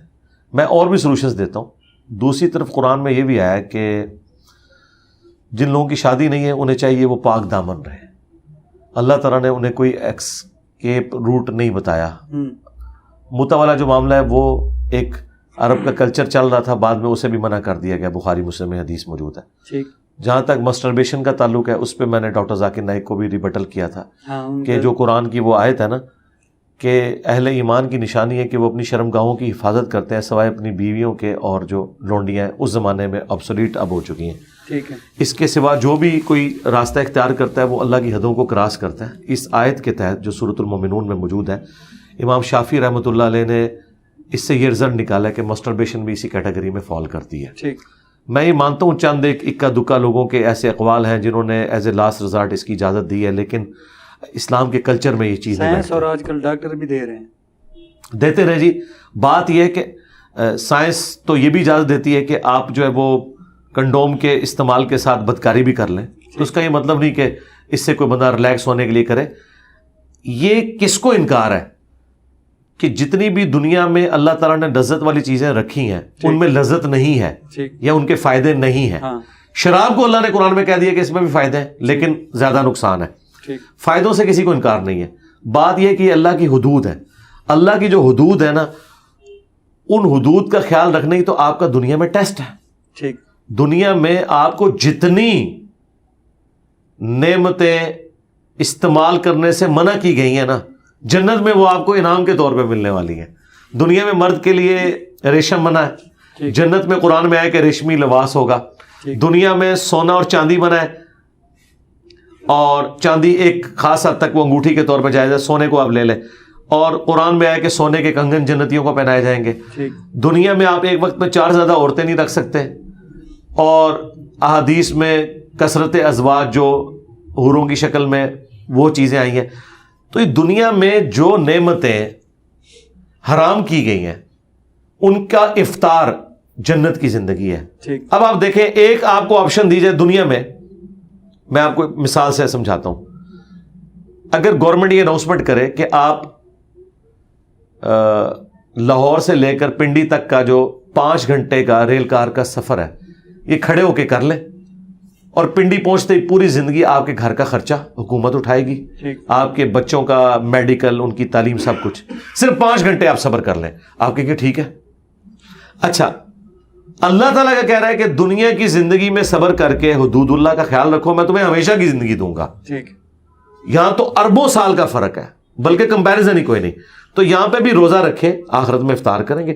اگر آپ دنیا اورینٹیڈ ہو جائیں گے نا کہ میں نے دنیا میں سب کچھ اویل کرنا ہے، تو آپ سیکس کو تو ذرا سائڈ پہ رکھیں. مجھے بتائیں، دنیا میں جن لوگوں کے اوپر ظلم ہوتا ہے، جوڈیشری سے ان کو انصاف نہیں ملتا، کیا آپ ان کو الاؤ کریں گے؟ میں آپ کی زبان میں بات کرتا ہوں. جو لوگ اپنے آپ کو سیکولر یا سول سوسائٹی کا بڑا علم بردار سمجھتے ہیں، کیا مجھے سول سوسائٹی کی اجازت دے گی کہ اگر دنیا کی جوڈیشری سے آپ کو انصاف نہ ملے تو آپ قانون ہاتھ میں لے کر اپنے باپ یا بیٹے کے قاتل کو ڈائریکٹ جا کے گولی مار دیں؟ نہیں دیں گے. تو سیکس میں آپ کیوں اجازت دیتے ہیں کہ آپ چونکہ شادی نہیں ہو رہی تو آپ آؤٹ آف ویڈ لاک کام کرنا شروع کر دیں؟ وہاں کیوں آپ اجازت دیتے ہیں؟ جس طرح آپ اس کو معاشرے کے لیے زہر قاتل سمجھتے ہیں، ہم فری سیکس کو بھی معاشرے کے لیے زہر قاتل سمجھتے ہیں.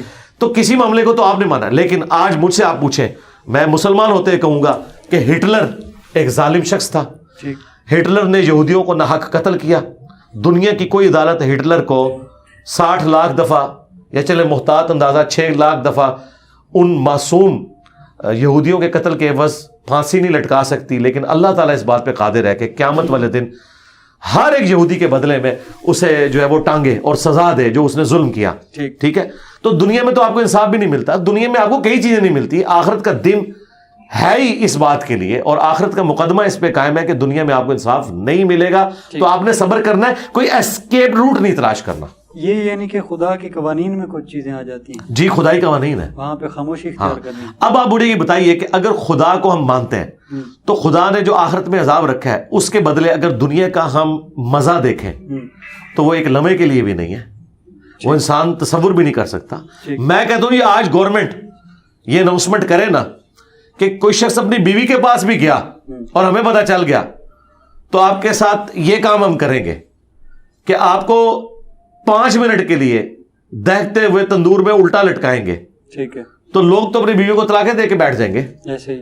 اور آخرت کا تو عذاب، حالانکہ یہ ایک جائز تعلق ہے، آخرت کا عذاب تو آپ چھوڑ دیں.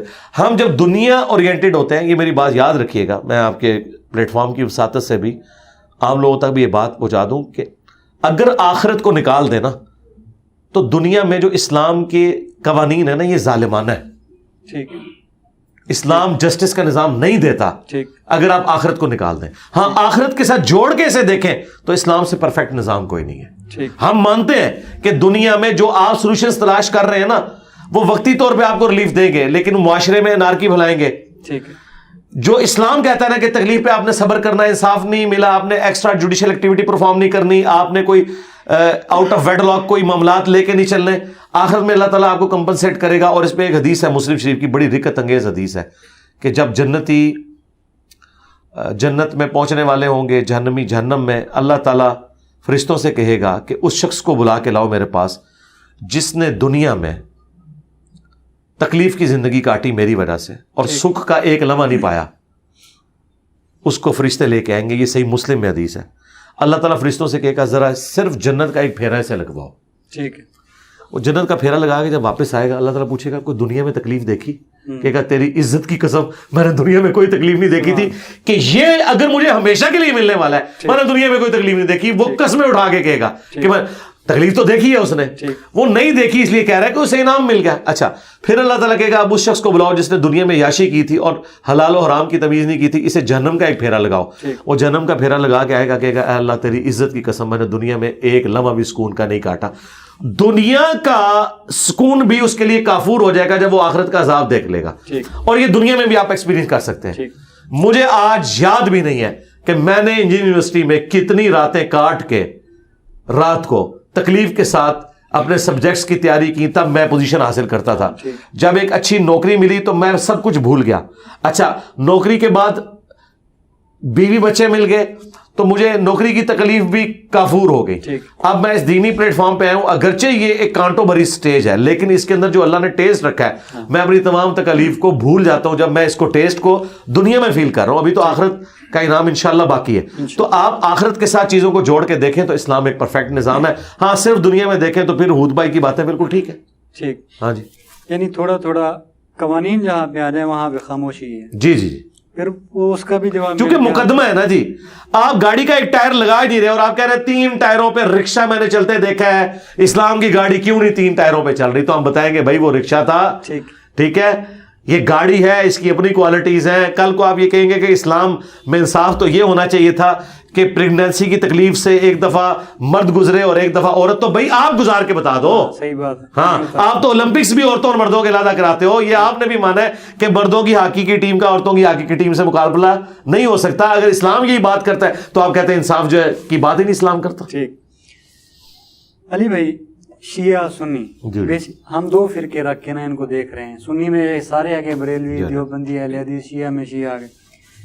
شیعہ حضرات ان کتابوں کو نہیں مانتے, بخاری وغیرہ, اور سنی حضرات ان کتابوں کو نہیں مانتے. وہ بھی حالانکہ نہج البلاغہ ہو گئی, حضرت علی کے خطبات وغیرہ ہیں, اور یہ بھی یعنی کہ تو ان کا کہیں پہ کوئی ایسی جگہ ہے جہاں پر اتحاد وغیرہ ہو یا یہ ماننے کو تیار ہو جائے؟ جی قرآن ہے, قرآن ایک ہے. ہاں جی قرآن ایک ہے, اس میں کوئی تبدیلی نہیں, کوئی تبدیلی نہیں. اب رہ گئی جو حدیث کی کتاب ہے, اس میں بھی 90% مسائل ایک جیسے ہیں. ٹھیک, اور جن 10 مسائل میں سنی اور شیعہ کا اختلاف ہے نا, آپ کو مزے کی بات بتاؤں, وہ سارے مسائل اہل سنت کے ہاں بھی پائے جاتے ہیں. ٹھیک, مثلا اگر ہاتھ چھوڑنے کی بات ہے تو مالکی ہاتھ چھوڑ کے نماز پڑھتے ہیں. ٹھیک, میں بھی ہاتھ چھوڑ کے نماز پڑھنے کا قائل ہوں, آپ کے سامنے پڑھی ہوئی, ایک میں نے ہاتھ باندھ کے پڑھی, ایک ہاتھ چھوڑ کے پڑھی. ٹھیک, باقی بھی آپ جتنے مسائل لیں گے کہیں نہ کہیں آپ کو اہل سنت میں بھی وہ رائے ملے گی کسی نہ کسی فارم میں, لیکن وہ شاذ ہوگی لیکن ایگزسٹ کرتی ہوگی. ایسا نہیں ہوگا کہ ایگزسٹ نہ کرتی ہو. لہذا میرے خیال باقی چیزوں پہ کمپرومائز کیا جا سکتا ہے جب 90% چیزیں کامن ہیں. کیا شیعہ 5 نمازوں کو نہیں مانتے؟ کیا شیعہ اگر نماز جمع کرنے کے قائل ہیں تو صحیح مسلم میں نماز جمع کرنے کا ذکر نہیں موجود ہے؟ کیا شیعہ جو ہے وہ کربلا جاتے ہیں حج کرنے کے لیے یا وہ مکہ مدینے کی طرف جاتے ہیں حج اور عمرے کے لیے؟ تو سب جب ہماری ساری کی ساری چیزیں کامن ہیں, چاہے وہ حج کے معاملات ہوں, روزوں کے معاملات ہوں, روزوں میں بھی جو اختلاف ہے یہ سارے کا سارا ایک سمجھ لیں فرقہ واریت کی نظر ہے. باقی آج کی ڈیجیٹل کلاک جو گوگل کی کلاک ہے جس میں ٹائمنگ سن سیٹ اور سن رائز کے ہیں, گوگل نہ سنی ہے نہ شیعہ ہے, وہ تو صحیح ریئل ٹائم بتاتا ہے کہ یہ سورج نکلا ہے, یہ غروب ہو گیا. آج کے دن بھی وہی مسئلے بنا کے رکھنا کہ سنیوں کے ٹائم ٹیبل کے اندر 10 منٹ میں نے ایڈ کر کے ہی روزہ کھولنا ہے, اور سنیوں نے جان بوجھ کے شیعہ کو چڑھانے کے لیے خصوصاً اہل حدیث 3 منٹ پہلے ہی روزہ کھول لینا ہے, تو یہ زیادتی ہے. ٹھیک, علی بھائی کتابیں بخاری ہو گئی یا صحاح ستہ کی جتنی بھی ہیں, ٹھیک ہے, لکھی گئی اس وقت, صاحب ظاہر اس وقت بادشاہی وغیرہ اہل بیت وغیرہ کی تو نہیں تھی. جی جی جی, کبھی بھی آپ کوئی کتاب نکالنے کی کوشش کرتے ہیں تو بادشاہ کا انفلوئنس ہمیشہ ہوتا ہے. ٹھیک ہے, پاور ایک لگتی ہے. تو ان چیزوں کو کیسے سچا مان لیا جائے؟ اب وہ سچا ایسا مانا جائے گا, پہلے تو آج کی بادشاہت اور آج کے میڈیا کے اوپر اس سے قیاس نہ کریں. امام بخاری نے اگر صحیح بخاری لکھی تھی نا تو آپ کیا سمجھتے ہیں پوری دنیا میں بخاری پھیل گئی تھی؟ کاتب لکھتے تھے بھائی, یا وہ امام بخاری کے پاس تھی یا ان کے 8-10 اسٹوڈنٹس کے پاس. جب پوری رعایا میں 10 بندوں کے پاس بخاری ہو تو حکمران وقت کو کیا فرق پڑتا ہے؟ فرق تو آپ پڑا ہے اسلام 360 اور پرنٹنگ کی وجہ سے. اس زمانے میں حکمرانوں کو پتہ ہی نہیں چلا کہ محدثین نے ہمارے ساتھ کام کیا ڈال دیا ہے, جس کا سب سے بڑا ثبوت یہ ہے کہ حکومت فقہ حنفی کے پاس رہی بنو عباس کی.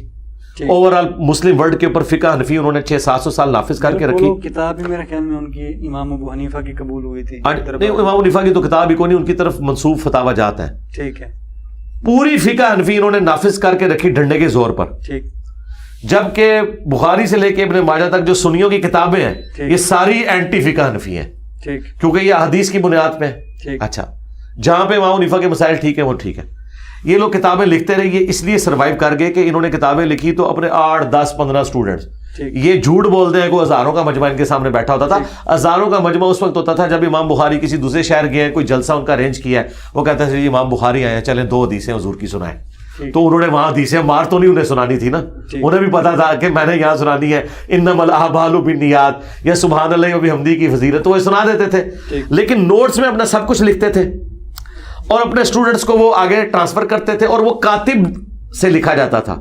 کاتب کتنی نقلیں تیار کرے گا، وہ نقلیں نہ گورنمنٹ لیول کے اوپر رائج ہوتی تھی، انڈیویجول نوٹس تھے۔ ان کو جو عروج ملا ہے نا، وہ سرکار یہ آپ جس ایرا میں آئے نا اس میں عروج ملا ہے، اور ابھی دیکھیں فقہ حنفی کا زور ٹوٹ گیا، یعنی پاکستان انڈیا بننے سے پہلے تک فقہ حنفی نے پوری دنیا میں پنجے جمائے ہوئے تھے۔ یہاں پہ مغل حنفی، وہاں پہ سلطنت عثمانیہ حنفی۔ مجھے بتائیں قرآن و حدیث والوں کے لیے تو دنیا میں جگہ ہی کوئی نہیں تھی، اور شیعہ تو بیچارے شاہی کوئی نہیں، ان کو تو کسی کھاتے میں نہیں مانتے تھے۔ کعبے میں انہوں نے 4 مسئلے ڈالے، شیعہ کا کوئی مسئلہ ہی نہیں ڈالا، 4 ہی سنیوں کے ڈال دیے، حنفی شافعی مالکی حنبلی۔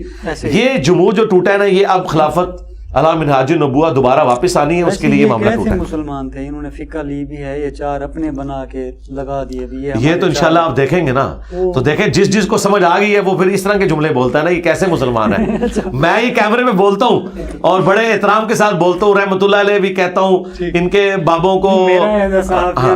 ہاں جی، صحافی پوچھ لیں گے تو عوام، ٹھیک ہے نا، تنو کرچیا کنے بنایا بیچ، انہوں نے پھر قریب چاہتا ہے تنو کس ماچا بنایا کرچیا۔ میں نے ایک بار پوچھا تھا کسی بریلوی حضرات سے کہ جناب وہ 12 امام شیعہ کہتے ہیں مانتے ہیں، تو ہمارے ادھر 4 ہیں، ٹھیک ہے، تو وہ کہتے ہیں کہ جی وہ 12 کوئی نہیں، انہوں نے بس ایم ہی بنا لیا۔ نہیں، یہ سنیوں کا موقف نہیں، بالکل جھوٹ ہے، مجھے کہا تھا نہیں وہ غلط کہا ہے انہوں نے، اہل سنت 12 اماموں کو مانتے ہیں۔ جب پھر بعد میں طاہر القادری صاحب کا بیان آیا تھا، پھر انہوں نے طاہر القادری صاحب نے تو ایک سمجھ لیں صدیوں کا جمود توڑا ہے۔ ہاں جی، اس حوالے سے ڈاکٹر طاہر القادری صاحب، مولانا مودودی، مولانا اسحاق، یہ 3 بندے ایسے ہیں جنہوں نے سنی شیعہ جو دراڑ تھی اس کو فل کیا اور اس کو اپنے منطقی انجام پہ ہمارے اس پلیٹ فارم نے پہنچایا۔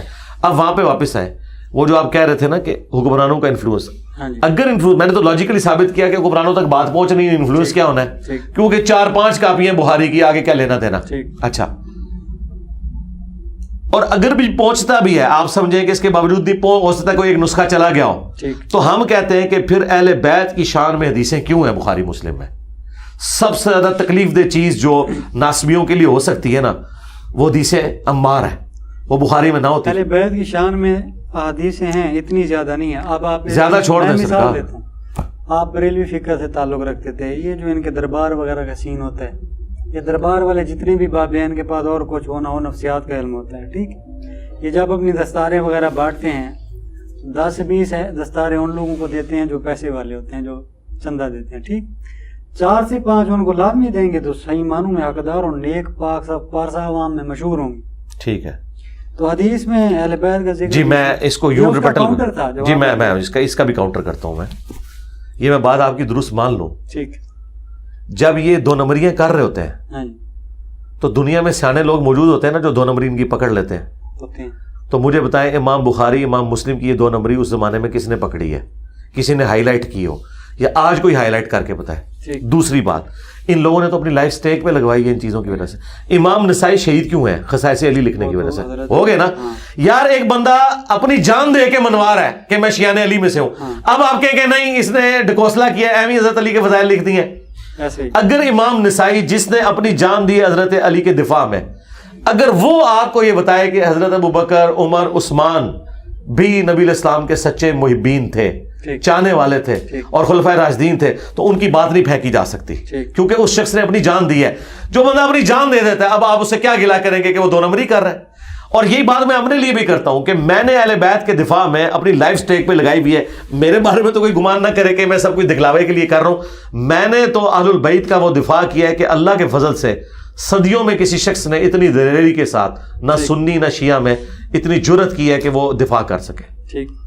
تو اب بھی اگر کوئی شک کرتا ہے تو بس شک کرتا ہے مر جائے۔ لوگوں نے تو خدا کی ذات میں بھی شک کرتے ہوئے مر گئے، لوگ تو نبی کی ذات میں بھی شک کرتے ہوئے مر گئے۔ اس کا کاؤنٹر ہے علی بھائی، کریں یہ یعنی کہ محبت بھرے لوگ تھے، یعنی کہ امام نسائی نے حضرت ابوبکر، حضرت عمر، حضرت عثمان صاحب کو اچھا کہہ دیا، ٹھیک. اور عقیدت کے معاملے میں آپ کا خود کا بھی بیان ہے، میں بھی مانتا ہوں کہ عقیدت کے معاملے میں بریلوی بہت زیادہ اوپر چلے جاتے ہیں، صحابہ وغیرہ کو ماننے میں بھی اخیر تک مانتے ہیں. صحابہ نہیں، صحابہ کا تو آپ نام لے رہے ہیں، بابوں کو مانتے ہیں، پیر فقیروں کو. صحابہ کے ساتھ کیا؟ ٹھیک ہے، بابوں کو اخیر لیول کا مانتے ہیں، یعنی کہ ان کا وہ آ جاتا ہے کہ یار یہ میرے پیر کا بیٹا ہے، اس کے قدم میں بڑھ جانا، یہ ٹھیک ہے. وہ آپ کے علاقوں میں جنوبی پنجاب میں زیادہ ہوتا ہے، ادھر اب کتے کے ملا ہے ان کا. اب ہاں جی، ہاں جی، اب اس سے پہلے نہیں. تو سرکار آپ بات کریں نا، اللہ کا شکر ادا کریں. بہت پیچھے جا کے اب کیا نکالنا ہے؟ کیا نکالنا ہے؟ جب ان کا عقیدہ اس طرح کا ہے، پھر جب فدق لینے گئی تھی بی بی، حق بنتا تھا نہیں بنتا تھا، نبی کی بیٹی تھی، محبت ہی دے دیتے. ہاں جی، اس کا میں جواب دوں گا. فدق کا ایشو ہو یا باقی سارے ایشوز ہوں، اگر ہم اہل سنت کی کتابوں کو چھوڑ کے شیعہ کتابوں سے اپنا موقف ثابت کر دیں، پھر آپ کیا کہیں گے؟ پھر تو آپ کو کوئی تردد نہیں ہونا چاہیے نا ماننے میں. اگر ہم نہیں میں یہ بات کر رہا ہوں، آخری حال یہی ہو سکتا ہے نا کہ میں جیوز اور کرسچنز کو ان کی کتابوں سے اپنے نبی کی پروفیسیز بتا دوں. تو اگر میں نہج البلاغہ سے مولا علی علیہ السلام کے خطبات نکال کے بتاؤں ابو بکر عمر کی شان میں، اچھا، اور میں اس سے اپنا مقدمہ ثابت کر دوں، تو بخاری مسلم کی تو مجھے ضرورت ہی نہیں ہے. سب سے پہلے تو شیعہ سے جو ہمارا بنیادی اختلاف ہے وہ فدق کے اوپر نہیں ہے، وہ خلافت کے مسئلے کے اوپر نہیں ہے. شیعہ سے ہمارا بنیادی عقیدہ کا جو اختلاف ہے وہ عقیدہ توحید کے اوپر ہے، کہ انہوں نے اہل البیت کو منی گاڈز بنا کے خدا کے مقابلے پہ اپنا مشکل کشا اور حاجت روا مان لیا، جو قرآن کی ویلیشن ہے ایاک نعبد و ایاک نستعین. نہج البلاغہ میں مولا علی نے جو خط لکھا ہے حسن ابن علی کے نام، انہوں نے کہا ہے کہ حسن بیٹا یاد رکھنا تو اس کی اولاد ہے جس نے عنقریب مر جانا ہے، زندہ صرف اللہ نے رہنا ہے. تو نے ہر مشکل ہر پریشانی میں اللہ ہی کو پکارنا ہے، اور حسن یاد رکھنا اللہ کا جو دربار ہے یہ وہ دربار ہے کہ اس نے اپنا کوئی دربان بھی مقرر نہیں کیا. اور ساتھ مولا علی نے کہا کہ اللہ تعالیٰ کو اس حوالے سے بھی کوئی حاجت نہیں کہ تم کسی کا واسطہ اور وسیلہ ڈال کے اس کی طرف جاؤ، ڈائریکٹ تمہاری بات سننے والا ہے. اگر مولا حسن کو مولا علی یا علی مدد نہیں سکھا رہے، ایون مولا علی اپنا وسیلہ بھی نہیں بتا رہے، جو وسیلہ کے نام پہ انہوں نے توسل کے نام کے اوپر استانت کو ثابت کر دیا ہے، تو سرکار اب اس سے بڑی میں بات اور کیا بتاؤں؟ نہج البلاغہ سے بتا دی اور اس سے بڑھ کر قرآن سے بتا دی. اما یجیب المضطر اذا دعا، اس میں واضح ہے کہ جو اللہ کے سوا کسی اور ہستی کے بارے میں عقیدہ رکھتا ہے، الہ مع اللہ، کیا وہ اللہ کے ساتھ تم نے اس کو الہ ٹھہرا لیا ہوا ہے؟ عقیدہ توحید قرآن اور نہج البلاغہ کی روح سے یہ شیعہ سے ہمارا بنیادی اختلاف ہے کہ اس کی کوئی جڑ آپ کی کتابوں میں موجود نہیں، نہ قرآن میں، نہ نہج البلاغہ میں، نہ بخاری مسلم میں. اس کے اوپر تو بات کریں. دوسرا عقیدہ، اماموں کے بارے میں انہوں نے یہ جو کلیم کیا کہ کوئی اللہ اور مخلوق کا ڈیوائن ریلیشن شپ ہے، کہ اللہ تعالیٰ نبی الاسلام کی وفات کے بعد بھی امامت کا سلسلہ چلائے گا، اور گائیڈڈ لوگ ہوں گے. اگر امام سے مراد یہ ایکسپرٹ لیتے ہیں نا کہ وہ قرآن و سنت کے سمجھنے والے ہیں، تو سارے اماموں کو ہم مانتے ہیں. لیکن اگر آپ مولا علی علیہ السلام یا باقی اماموں کے بارے میں کہیں کہ یہ ڈیوائن ہے، خدا کی طرف سے مقرر کرتا ہے، تو یہ بڑا خطرناک معاملہ ہے. کیونکہ نہج البلاغہ میں مولا علی علیہ السلام کا خطبہ ہے اور رسول اللہ کی میت پہ انہوں نے کہا یا رسول اللہ آپ کی موت اگلے انبیاء کی موت کی طرح نہیں ہے، آپ کی موت کی وجہ سے آسمان کا زمین سے رشتہ منقطع ہو گیا. یہ نہج البلاغہ میں لکھا ہے. مولا علی کسی کشف، کسی الہام، کسی ڈیوائن ریلیشن کو اپنے لیے بھی نہیں مان رہے حضور کی وفات کے بعد، تو باقی امام تو شاہی کوئی نہیں، جتنے بھی امام لوگوں نے کھڑے کیے ہیں. یوں سمجھے یہاں پر شیعہ غلو وغیرہ کر جی سرکار، یہ ہے بنیادی اختلاف. ماتم بہت چھوٹی چیز ہے، ماتم ہمارے نزدیک اتنا ہی اختلاف ہے جتنا بریلویوں نے میلاد کے جلوس نکالے ہوئے ہیں. اس سے زیادہ ہم اس سے کوئی تکلیف نہیں ہوتی. ہمیں اصل اختلاف ہوتا ہے جب توحید کے مسئلے میں، امامت کے مسئلے میں آپ ایک پیرلل میں عقیدہ کھڑا کرتے ہیں، ہم اسے ختم نبوت کے اور توحید کے منافی سمجھتے ہیں. معصومیت علی بھائی یوں سمجھیں انبیاء تک رہ جائے گی. ٹھیک، ہم تو انبیاء کو بھی اس طرح معصوم نہیں مانتے جس طرح یہ لوگ مانتے ہیں. سرکار بات یہ ہے انبیاء بھی جو معصوم ہے وہ یہ معصوم نہیں ہے کہ انبیاء غلطی نہیں کر سکتے. انبیاء معصوم یہ ہے کہ انبیاء گناہ نہیں کریں گے. گناہ اور غلطی میں فرق سمجھیے گا. قرآن میں آیا ہے کہ حضرت آدم سے بھی غلطی ہوئی، حضرت یوسف کے بارے میں آیا کہ وہ بھی عورت کا قصد کر لیتے اگر اللہ نہ بچاتا. موسیٰ علیہ السلام سے بندہ قتل ہو گیا. نبی علیہ السلام کے بارے میں آیا کہ غزوہ بدر کے قیدی چھوڑ دیے انہوں نے. غزوہ تبوک کے موقع پر آیا کہ انہوں نے لوگوں کے بہانے قبول کر لیے. اللہ نے فرمایا نبی اللہ آپ کو معاف کرے، آپ نے یہ کیوں کیا. اور سورہ انفال میں تو آیا کہ اللہ نے آپ کو اور آپ کے ساتھیوں کو عذاب دینا تھا جو آپ نے غزوہ بدر کے قیدیوں کو چھوڑ دیا. اتنے سخت الفاظ ہیں، تو ظاہر ہے اجتہادی غلطیاں ہوئی ہیں نا. نبی کی معصومیت کا مطلب یہ یہ ہے کہ نبی آج کی ڈیٹ میں معصوم ہے. اپنی زندگی میں اگر اسے کوئی مس ہینڈلنگ ہوئی ہے نا اللہ کے ریفرنس سے, تو اللہ نے اس کی ریمیڈی کی, اس نے رجوع کیا, اور آج کی ڈیٹ میں نبی کی جو تعلیمات ہم تک پہنچی ہیں وہ معصومیت والی ہیں. نبی کا معصوم ہونا قطعاً یہ نہیں ہے کہ نبی روبوٹ ہے. تو اگر نبیوں کے بارے میں قرآن یہ عقیدہ رکھ رہا ہے تو سرکار باقی تو پھر شاہی کوئی نہیں. سیدھی سی بات ہے. اب اس معاملے کو ڈسکس نہیں کرنا چاہیے, یہیں پہ یعنی فکس ہو جانا چاہیے کہ حضرت چاروں کے چاروں خلفائے راشدین آپس میں اچھے تعلقات میں تھے. جی یہ سمجھ فتنہ پھیلایا جا رہا ہے جہاں سے بھی ہو. اچھے تعلقات میں تھے. جو اختلاف آئے ہیں وہ اس نوعیت کے نہیں جو یہ ہیں, ٹھیک, اس نوعیت کے نہیں ہیں. مثلاً یہ فدق کا مسئلہ آیا ہے لیکن مولا علی نے ایکسیپٹ کر لیا. ٹھیک. اور یہ بھی مسئلہ آیا کہ سقیفہ بنی ساعدہ میں آج اگر ہم ماضی میں دیکھیں, سیدنا ابو بکر کی خلافت جس طرح اسٹیبلش ہوئی, بخاری میں خود خطبہ موجود ہے کہ حضرت عمر نے کہا کہ اس طرح دوبارہ کی بیعت نہیں ہونی چاہیے. وہ بھی اس کو ایک کیٹاسٹرافک کنڈیشن سمجھتے تھے. ان کے بابا والا واقعہ وہ بھی سچ ہے. کون سا؟ ابو قحافہ. میرے خیال کیا حضرت ابو بکر کے والد کا نام ابو قحافہ تھا. ہاں مسلمان ہو گئے تھے وہ. ان کا جو واقعہ ہے وہ سچا تھا. کون سا واقعہ؟ کہ بھی روکتے ہیں تم کیوں لے کے آئے ہو خلافت. نہیں ایسی کو بات جا کے علی کو دے دو. نہیں ایسی کو بات نہیں, ایک کہانی ہے. ابو سفیان نے کہا تھا حضرت علی کو کہ آپ ان کے خلاف کھڑے ہو. حضرت علی نے ایکسیپٹ کر لیا نا جی. فدق کا مسئلہ بھی جو بھی تھا ایکسیپٹ کیا. یہ کہتے ہیں جی وہ امت کے وسیع تر مفاد میں کیا. امت کے وسیع تر مفاد میں اس زمانے میں انہوں نے کر لیا. آپ آج بھی کرنے کے لیے تیار نہیں ہو. آپ علی کے شیعہ ہو یا بنو امیہ کے شیعہ ہو. ٹھیک ہے. دیکھیں جس سے علی کی لڑائی مرتے دم تک رہی ہے, میری آج بھی اس سے لڑائی ہے, بنو امیہ. اور جن کے ساتھ حضرت علی نے کمپرومائز کیا ہے, حضرت عثمان جو کہ بنو امیہ سے تھے, ان کے ساتھ کمپرومائز کیا, ان کے لیے ان کی وفات کے بعد دعائیں کی.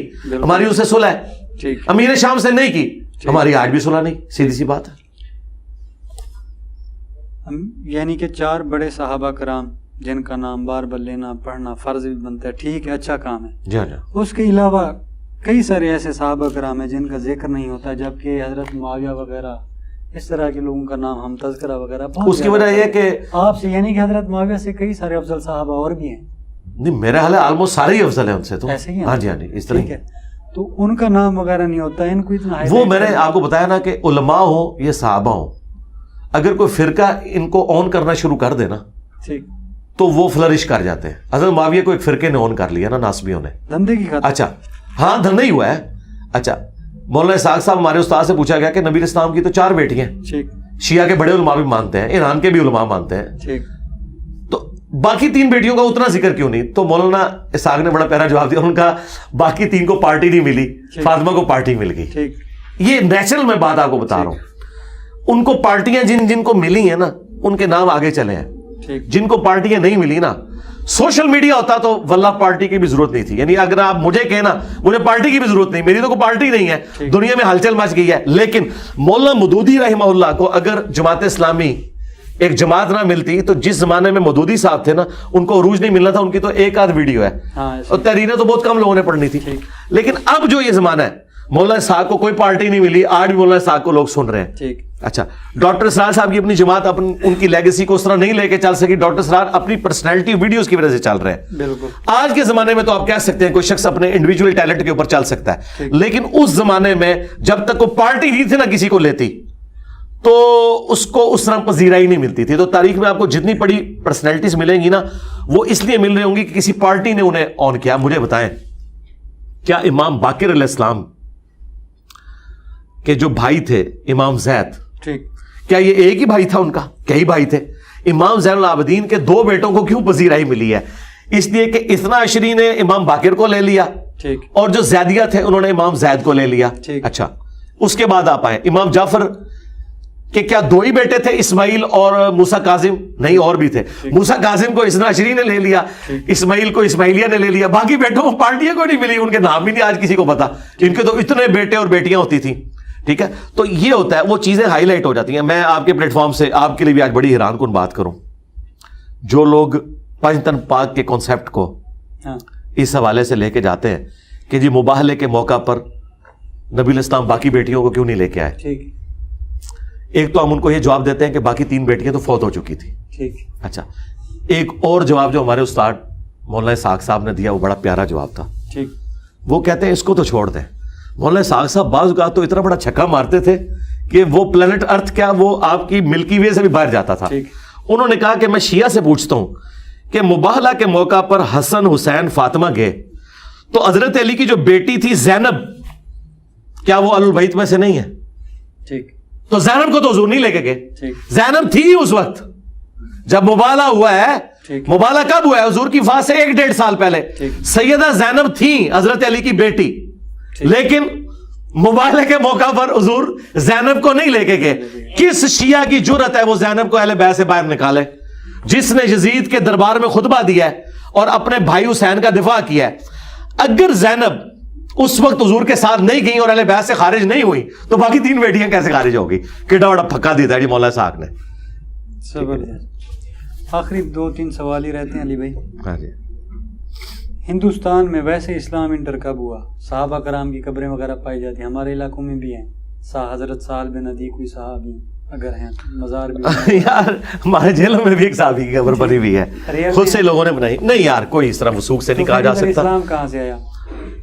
اسلام دیکھیں بنو امیہ کے دور میں اسلام آ گیا تھا یہاں پہ، ٹھیک، محمد بن قاسم جب یہاں پہ آیا، اسلام آیا تھا، اسلام بھی آیا مسلمان بھی آیا۔ وہ والا اسلام اگر آپ کہتے ہیں وہ تو اسلام وہاں پہ بھی نہیں تھا جہاں سے آ رہا تھا، اسلام جس کو آپ رناؤنڈ اسلام کہتے ہیں۔ نہیں، محمد بن قاسم اسلام کی دعوت کے لیے آیا؟ نہیں، اسلام کی دعوت کے لیے تو نہیں آیا تھا، آیا کسی اور مسئلے میں تھا، لیکن بہرحال اسلام بھی ساتھ لے آیا نا، ٹھیک ہے نا، وہ ایک نیچرلی وہ اپنا مذہب بھی تو لے کے آئے نا۔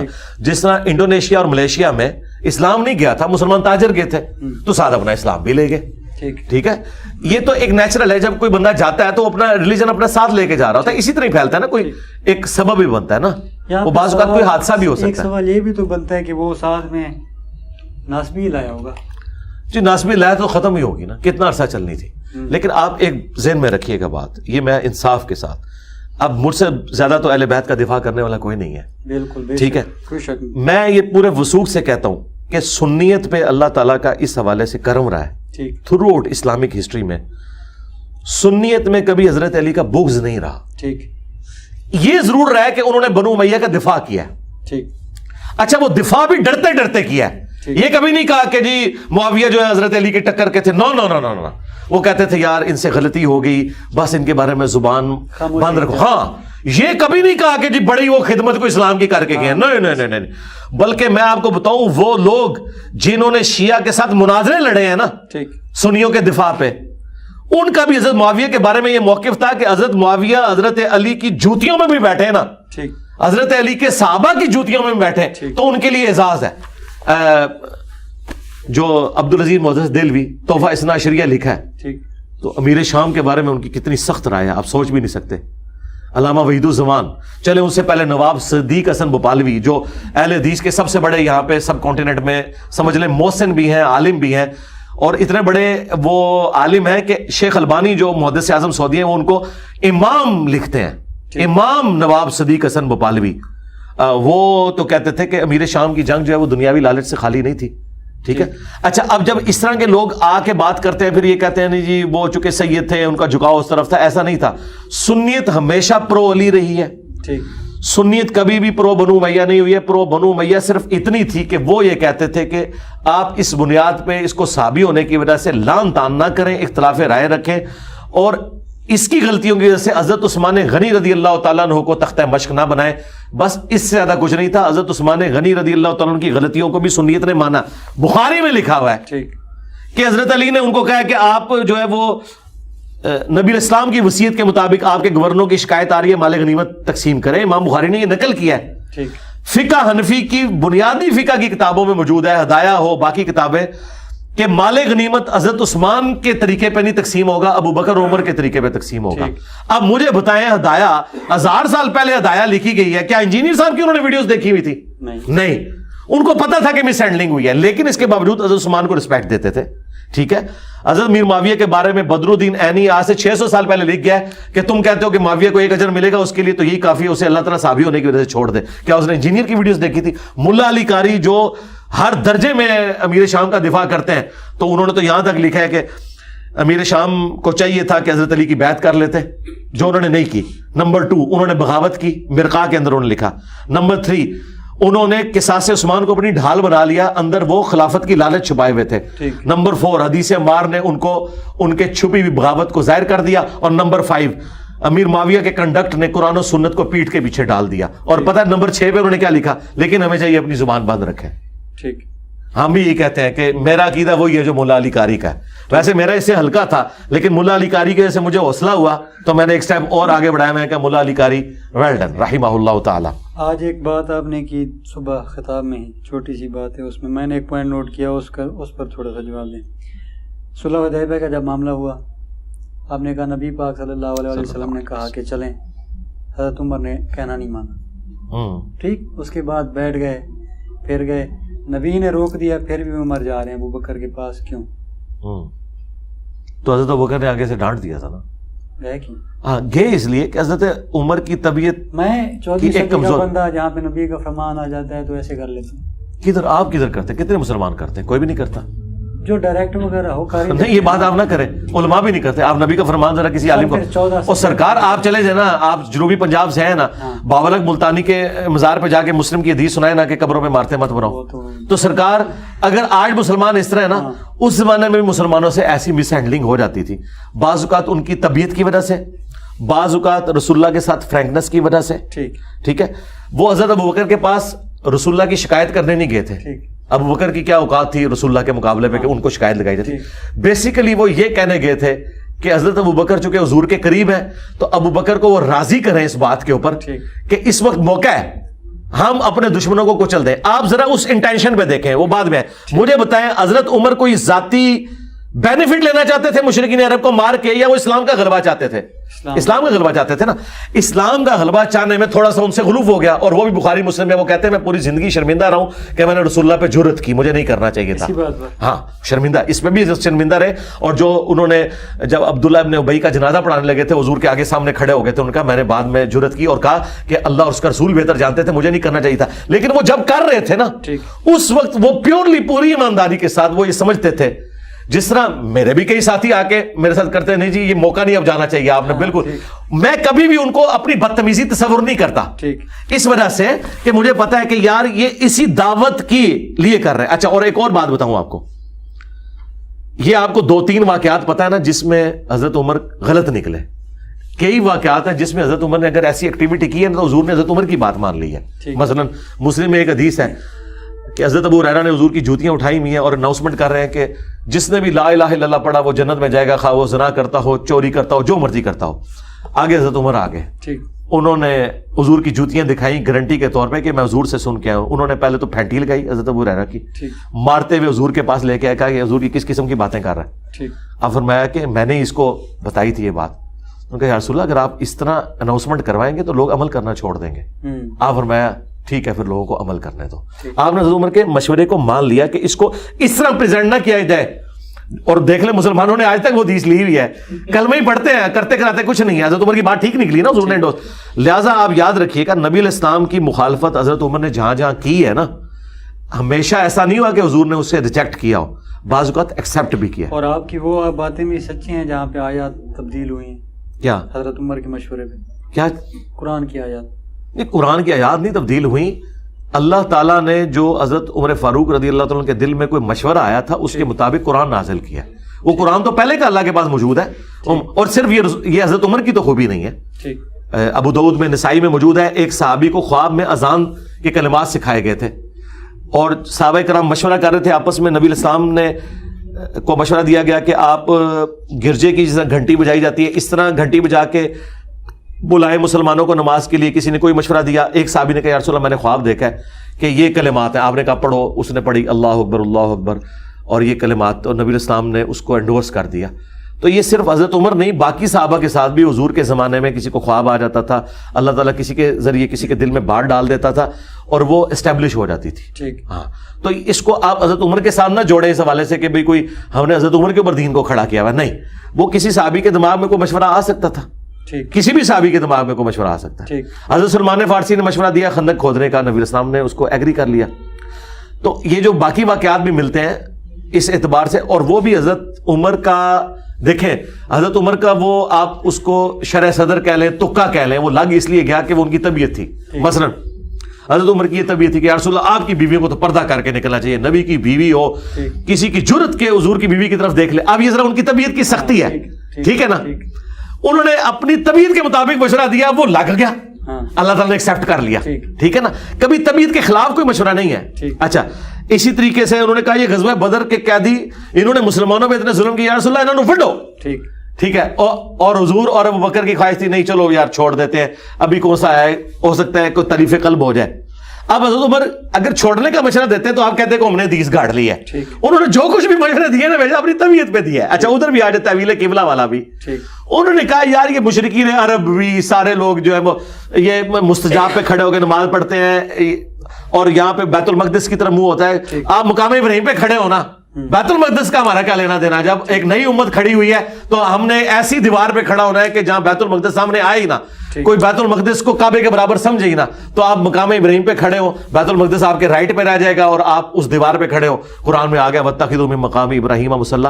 آپ یہ سارے مشورے میں آپ کو بتاؤں, حضرت عمر کے زمانے میں اگر میں ہوتا نا, میرے مشورے بھی تقریباً ایسے ہی ہوتے ہیں جو حضرت عمر کے تھے, طبیعت کی سختی کی وجہ سے.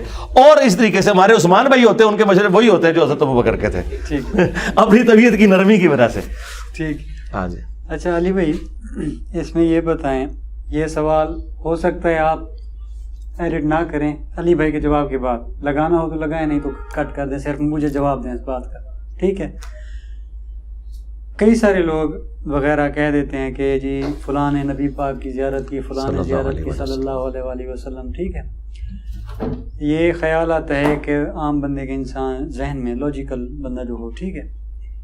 آج سائنس کا دور ہے, اسکیچز وغیرہ بنتے ہیں, آپ نے خواب میں جو کچھ دیکھا صبح مجھ سے آگے اسکیچ بنوا سکتے ہیں کہ جی میں نے یہ چیز دیکھی ہے, میں یہ بنا سکتا ہوں. 100 بندے دعویٰ کرتے ہیں کہ ہم نے رات کو نبی کو خواب میں دیکھا, 100 کے 100 اسکیچ مختلف بنے گے, ٹھیک ہے, 100 کے 100 اسکیچز مختلف بنیں گے.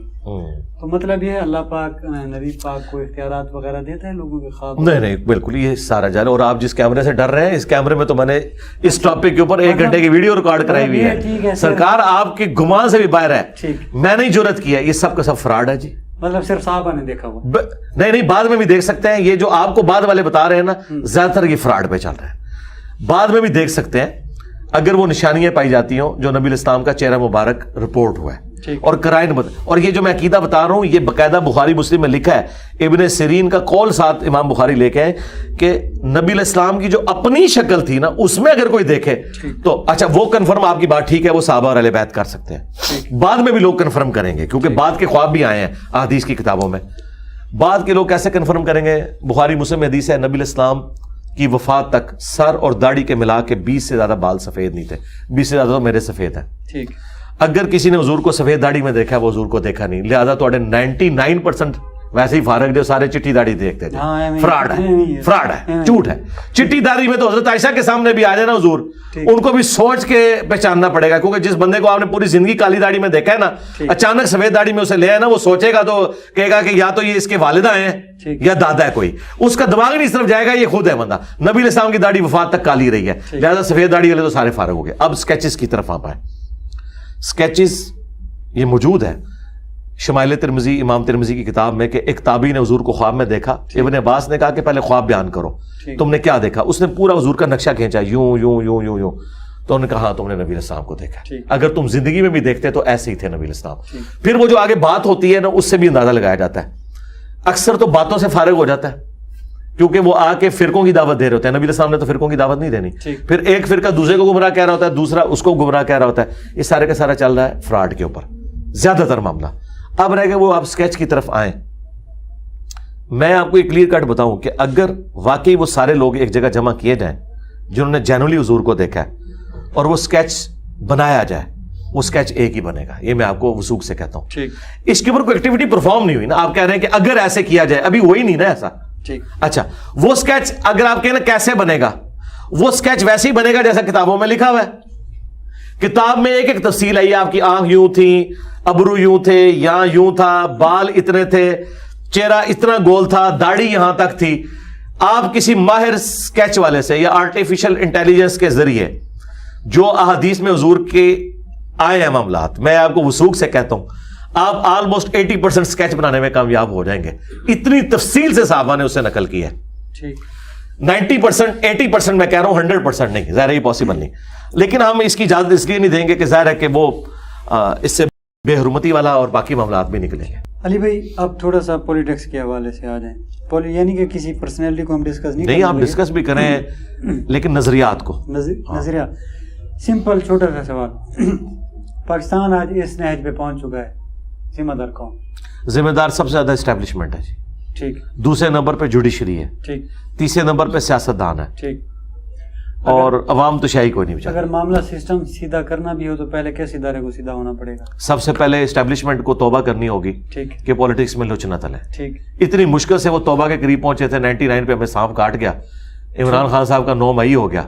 ٹھیک. اس کے بعد دوبارہ سے دیکھیں, اب وہ لوگ جو اینٹی اسٹیبلشمنٹ بیانیاں لے کے چل رہے تھے وہ ان کے حق میں بینرز اٹھا رہے ہیں اور انہیں دوبارہ آنے کا موقع مل گیا. اس میں کلپریٹ سمجھتا ہوں کہ خان صاحب سے مس ہینڈلنگ ہوئی ہے. بالکل 99 پہ انہیں سانپ کاٹ گیا تھا. سیدھی سی بات ہے. اب وہ جسٹیفائی ہو گئے کودنے میں. وہ کہتے ہیں دیکھیں ہم باہر رہ کے دیکھا انہوں نے کیا کیا. ٹھیک ہے. واقعی وہ ہمیں نظر بھی آ رہا ہے کہ کیا ہوا ہے. ٹھیک ہے. ہاں آپ اس میں یہ تو جزیات میں تو بات کر سکتے ہیں کہ یار اتنا ہوا تھا, اس سے آگے فلاں نے کر دیا, لیکن انیشیٹو تو ہوا نا اور معاملات آگے تک گئے نا, پھر کالز بھی لیک ہوئی نا اور چیزیں تو سامنے آئی نا, تو اس سے ان کو ایک موقع مل گیا. اب دوبارہ سے وہ, حالانکہ میں آپ کو پرسنلی بتاؤں, یہ جو اس وقت آرمی چیف ہے نا عاصم منیر صاحب, ان کو رتی برابر بھی کو پولیٹکس کے ساتھ اس والے سے دلچسپی نہیں تھی.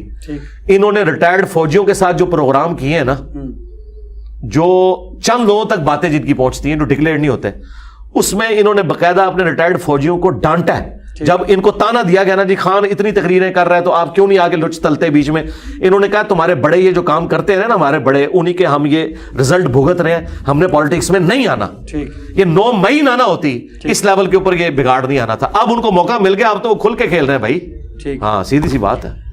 اور بلکہ میں بھی اب ان کے ساتھ پارٹلی ساتھ ہی ہوں کہ یار ظلم ہوا ہے, یہ فوج کے ساتھ یہ کچھ تو نہیں کرنا چاہیے تھا یار. ہاں اگر اس ملک کا نظام ٹھیک کرنا بھی ہو تو سب سے زیادہ طاقت جوڈیشری کے پاس ہونی چاہیے. سب سے زیادہ طاقت جو ہے نا جی وہ تو عوام کے پاس, پارلیمنٹ کے پاس ہونی چاہیے. پارلیمنٹ کے پاس. جوڈیشری کہاں سے طاقتور ہوگی؟ یعنی کہ ججز وغیرہ نہیں, ججز تو پھر آپ دیکھ رہے ہیں وہ طاقت کس طرح ایگزیکیوٹ کر رہے ہیں. ٹھیک. آپ کو میں صرف اتنا بتا دوں, ججز کی طاقت یہ ہے کہ چند گنتی کے جج جن کی تعداد 20 بھی نہیں ہوتی ہے, ٹھیک, وہ اپنا چیف جسٹس بچا لیتے ہیں. ٹھیک ہے جی. ٹھیک. آرمی کی طاقت آپ دیکھ لیں, پاکستانی عوام کے مقابلے میں وہ آٹے میں نمک بھی نہیں ہے, وہ اپنا چیف بچا لیتے ہیں. ٹھیک ہے, بچا لیتے. اچھا, لیکن پاکستانی عوام جو 24 کروڑ ہے وہ اپنا چیف نہیں بچا سکتی. نہ نواز شریف کو بچا سکے, نہ عمران خان صاحب کو بچا سکے, نہ اگلا جس کا نمبر لگا ہے اسے بچا سکیں گے. تو یہ ظلم کیوں ہو رہا ہے؟ اسی لیے ہو رہا ہے کہ یہاں پہ ٹرو ڈیموکریسی نہیں ہے. ٹھیک. ایک اور معاملہ ہر وقت اٹھایا جاتا ہے جسے پتہ نہیں ضرورت ہے بھی کہ نہیں ہے, ہر وقت لگا ہے کشمیر, فلسطین, کوئی اسرائیل. اب تو کون نہیں اٹھاتا یار. کیوبا نہیں اٹھاتے کیوں تھے, نہیں چاہیے بھائی, پہلے ہمارے اپنے ملک کے حالات تو سیدھے کریں نا. ویسے کہا جی میرا بھی یہ موقف ہے. میرا خیال ہے کہ کشمیر جہاد جو پاکستان نے کیا جس طریقے سے ہوا وہ قرآن و سنت کے خلاف تھا. میرا مودودی صاحب کے ساتھ موقف کیا نہ کرنا اور بات ہے. میں کہتا ہوں بات اٹھاتے کیوں ہیں جب آپ کے اپنے ملک کی بات تو ہم نے اٹھانی ہے. میں صرف اس میں آپ کا پارشلی ساتھ دوں گا کہ بات اٹھائیں لیکن دنیا میں ہر ظلم کے خلاف. اگر کرسچنز کے ساتھ دنیا میں کہیں ظلم ہوتا ہے نا ہماری آواز اٹھنی چاہیے. لیکن وہ مولوی یا وہ پولیٹیشین جو کہ ہٹلر نے صحیح پھینٹی لائی سی یہودیاں دی, اسے یہ کوئی حق نہیں کہ فلسطین کے حق میں بولے. پھر اسرائیل بھی صحیح پھینٹی لگا رہا ہے. ہاں بالکل, میں اس معاملے میں سول سوسائٹی کے ساتھ ہوں. اس لیے نہیں کہ سول سوسائٹی کی میں نے کوئی ہمدردی لینی ہے, قرآن و سنت ہمیں کہتا ہے کہ آپ نے اولو العلم قائما بالقسط بننا ہے, انصاف پہ کھڑا ہونا. ٹھیک. علی بھائی ایک دو سوال آخری ہیں. فرعون بادشاہ مصر جس کا قرآن میں بھی ذکر ہے, جب آپ ایجپٹ میں مصر میں دیکھنے کے لیے جاتے ہیں پتلے وغیرہ تو ممیز کئی سارے فرعونوں کی بنی ہوئی ہیں. ہمارے والا کون سا؟ آپ والا وہ ہے جو اس میوزیم میں رکھا ہوا ہے. وہ یعنی موسیٰ علیہ السلام والا فرعون, اس کا نام اسی کو ہمارے والے کہتے ہیں. یعنی کہ اللہ کہتا ہے عبرت بنا دیا, وہ سب عبرت بنے ہوئے. نہیں عبرت نہیں, وہ تو عبرت بنے ہوئے نا. یہ جو ہے نا اس کی ممی آپ کو یوٹیوب پہ ملے گی بھی, وہ میوزیم میں بھی رکھی ہوئی ہے باقاعدہ. اس کے اوپر مورس بوکائل نے پوری ورکنگ کی ہوئی ہے, وہ اسٹیبلش ہو چکی ہے کہ یہ وہی والی فرعون کی ممی ہے. جو آپ کو اس وقت نظر آتی ہے. جو احرام مصر میں رکھی ہوئی وہ آپ والے فرعون نہیں ہیں, میرے والے بھی نہیں ہیں. فرعون ایک ٹائٹل تھا, مصر کے بادشاہ کا ٹائٹل فرعون ہوتا تھا, جس طرح آپ کے بادشاہ کا ٹائٹل پی ایم ہوتا ہے نا, وہ فرعون ہوتا تھا. اس طرح نمرود عراق کے بادشاہ ہوتے تھے, ٹھیک ہے, نجاشی جو ہے حبشہ کے بادشاہ ہوتے تھے. یہ ایک ٹائٹل ہوتا تھا, تخت تھا, یعنی کہ تخت تھا, آپ سمجھ. ہاں جی, ٹھیک, زبردست. بس علی بھائی آلموسٹ سارے کے سارے سوالات. بس سب سے مزیدار سوال یہ ہے کہ مارے والا فرعون کدھر گیا. یہ دیکھیں نا. چلیں ناظرین, اسی کے ساتھ اجازت چاہیں گے. ماشاءاللہ بہت ہی اچھے اور پیارے جوابات سے نوازا انجینئر محمد علی مرزا صاحب نے. انشاءاللہ ان کی تعریف میں جو بھی باتیں وغیرہ ہوں گی وہ میں بعد میں ہی انشاءاللہ اپنا ریویو پیش کروں گا. کیونکہ علی بھائی یہ موقع بھی نہیں دیتے کہ ان کے سامنے. نہیں, میرے سامنے کوئی تعریف نہ کریں. جزاک اللہ خیر. جزاک اللہ خیر.